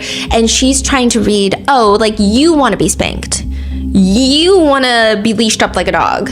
She gathers, quote, I learned that my erotic power is the greatest resource that I have. Later, One Taste members would learn cold reading. They would stand in a circle with one person at the center, and people would blurt out what they see, trying to get a reaction, such as, I see somebody who has never felt turned on. I see a 10-year-old girl who's never loved, like trying to cold read and practice what Nicole would do. Nicole's ex-husband says she just would play around socially with people, mess with their heads, guys especially. A friend of mine was like, oh, she's a monster. She's a monster. You stay away from her. And of course, that led to him getting married to her because, you know, he found that very intriguing. Side note, I do think that their marriage was doomed for failure since the beginning. They get married when she's just starting One Taste. She doesn't even tell him that One Taste is based off of oming. Like, he has no clue. He thinks that she's just starting a wellness company. And she would do these very weird things where she would just treat him like shit. She would get in a hot tub with a bunch of members and then just lead him around like a dog, but the leash is the ding dong. Like, what? Just kind of like just very humiliating things. Other members eventually, once he does find out what oming is, they just saw him as disposable. Like, he would walk into a room and there is his wife Nicole just oming with other people. Someone straight up called him a throwaway person, and eventually they do get divorced. But he does provide a lot of insight into her life. Reportedly, from other sources, she had her very first sugar daddy when she was 16 years old. She had a strong liking for meth.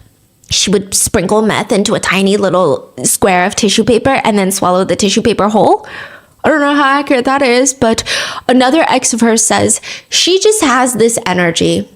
Good or bad, but she fills up the entire room. But probably the most enlightening part of Nicole's past is her relationship with her dad.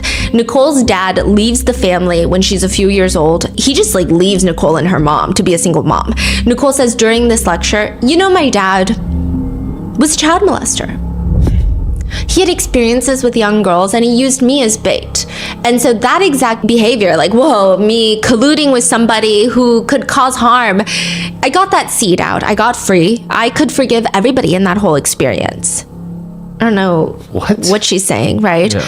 But I will say that Nicole probably has a lot of unresolved trauma in terms of her dad. Once he leaves the family, he starts a whole new family. He never comes to see Nicole, and she idolizes this man, thinks that her dad basically walks on water. She would do this thing where she would blast his favorite songs, sing them out loud because she thought that she could bewitch him to come drive around the corner and come visit her. He would visit very rarely, once in a while, occasionally, and at one point in college, she admits to her friends that he was essaying her when she was a child. And then eventually he was convicted of essaying other children that he had. And she says, you know, my dad died in prison for 52 counts of child molestation. And I never took on the idea that he was a bad person. I took on the idea that he was just so expansive and fourth dimensional that he couldn't confine himself into the arbitrary laws of the third dimension, that his only crime in my mind, and now other people may have different ideas, is that what she said? Yeah. Is that, he just was fourth dimensional.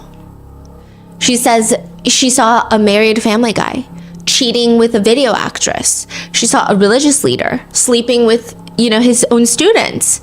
And you would use the word R word, but like she says F-U-C-K, right? And she's like, but really, what I think is happening, it's just all nature. And maybe that's another shirt. Nature happens, instead of saying like, wow, these artificial constructs kind of suck ass. And even the most excited people in our culture cannot abide by them. Maybe we should look at the laws we've created. The laws were created against child essay. Right. She also starts telling people that the child essay that happened to her as a child was her fault because she seduced her father. She says that she was so hungry for his attention that when she was 6 years old, she burst into the restroom when he was using it and declared that she loved him and wanted to marry him. And she would constantly sneak peeks at his private parts. Oh, she also says that as a young child, she would like try to climb on her dad. And she felt exhilarated by the friction of things. And then she said that even as a teenager, all of her boyfriends that she would have intimate relations with, at the end of the day, she imagined them to be her father instead. That is some crazy stuff she's saying. Somehow all of this gets buried. And all that makes it to the mainstream media is just Nicole's Looney Tune teachings that seem mostly harmless. So like I said, she just knows her audience really well. So these are she told to her very inner group. Yeah. Or like in the very beginning, she would say these things when she would just say all sorts of things. And then now it's like once she got the attention of the New York Times, once she got the attention of all these celebrities, she starts really toning it down. Wasn't she married to a very successful tech person in the beginning? They weren't married, they were just dating. And more on him later because he's in a lot of the court documents and we're going to go through the trial in part 2. And the trial is crazy. She was charged in EDNY, which is in Brooklyn. And same time as Diddy's trial, she also is repped by really powerful attorneys. One of them who repped R. Kelly, Harvey Weinstein. She would say some crazy shit. She was just straight up victim blaming. She was testifying? No, the attorney was just victim blaming through her cross-examinations to the point where the judge was like, hey, so all of you guys are insane. They put like the DOJ symbol and put a swastika over it. Also, the Nicole and Rachel right now are trying to get part of the last pardons of when Trump leaves office this time around. They've been courting a lot of right-wing media sources, and they have connections to who is called the pardon czar, who is like the person closest to Trump that's like in charge of all the pardons, basically. So wow, that's all going to be in part 2. So she must make a lot of money, right? From hiring all these top attorneys. Yeah. She cashed out on One Taste before it went down. She sold One Taste to One Taste members who were very wealthy. And at one point, the guy who married the heiress of the Wrigley's chewing gum, like the chewing gum that everybody chews, he was part of One Taste. Like she was attracting a lot of wealthy people. So I'm sure she has a lot of money. And even during the trial, it's just like Diddy. And when I was reading it, I was like, oh, this is so odd that it was happening at the same time. She would do the exact same things that Diddy would do. She would turn to her supporters who are filling up the pews and she would put her hand on her chest and like bow at them and like mouth, thank you. Thank you. And I'm like, oh, so they're all the same? Okay. What's happening? She just knows her audience. She knows exactly what to do. If she gets a group of tech investors or tech people that want to join One Taste. Okay, so you've got the regular tech dudes who probably are not so great attracting companionship. Remember, like I was talking about earlier, so they pay and they want to see things happen. They want to learn how to attract members of the opposite gender so that they can go on dates. You've got that group. And then you've got the tech bros that just want to see some nasty stuff. And she would cater to them too. She eventually starts hosting priest and priestess of orgasm rituals where, quote, it's described as this. There was this ritual where 7 highest ranking women in One Taste got up on 7 tables on a stage with only black veils on their faces. They were totally unclothed from the head down, which is not an Om thing. Remember Om, you just take down your pants? And then 7 men would come up and stroke the woman. And then every few minutes, they would all rotate. And the 7 men were exalted as important men in the Om community. They were the priests of Om. Usually these guys had plenty of money. It's basically what it is. So it almost becomes like this ritualistic element that I guess a lot of people are into. They also called it magic school. You pay $15,000. And to put it lightly, some people said it's kind of more like a sex party, you know? You watch people become priestess and priests of Om. And those who know Nicole say, you know, ultimately she was a showman. She would also, like, if she thinks you're into this, there was one where they would have snakes. They would bring in snakes, and there would be a lot of women that were naked, and the snakes would just, like, writhe on their bodies. So really, she caters. Doing whatever. She's doing whatever. If you have money and you sit down, she's doing whatever she thinks that you like. Right. But all of this is hidden from mainstream journalists. To them, she just shows spiritual nothings. That's what I want to call it. This is a segment I like to call, do you know what she's talking about? Nicole says, I am of the belief that each one of us has a blueprint inside. What's the purpose of this life? The potential. The purpose of this life first is for you to learn to read your particular blueprint and then develop the courage to live that blueprint.